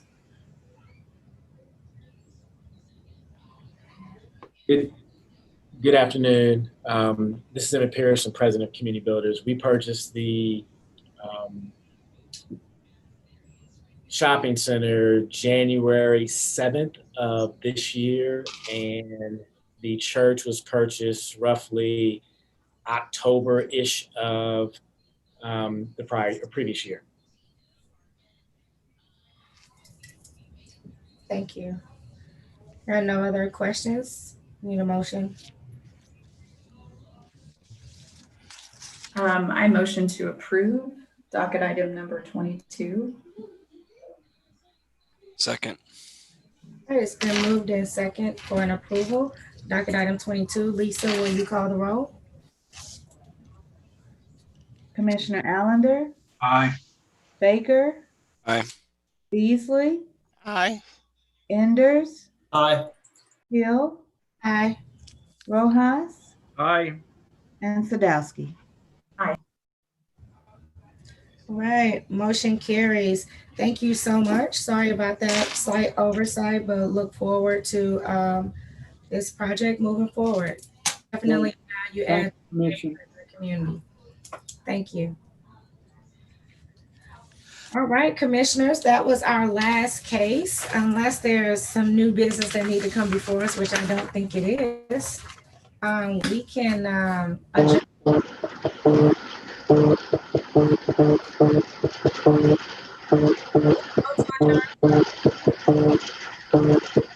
Joe, you're making quite a bit of noise. So is that you celebrating the end of the commission meeting? That's not me. Somebody is. I think Go, Keithia, great work. Thank you. Yeah, great job. All right. See you guys. Enjoy an extra couple of hours today. Yeah. Remember Thanks. to go vote. And see you all on the 17th. I'm off to another meeting. All right.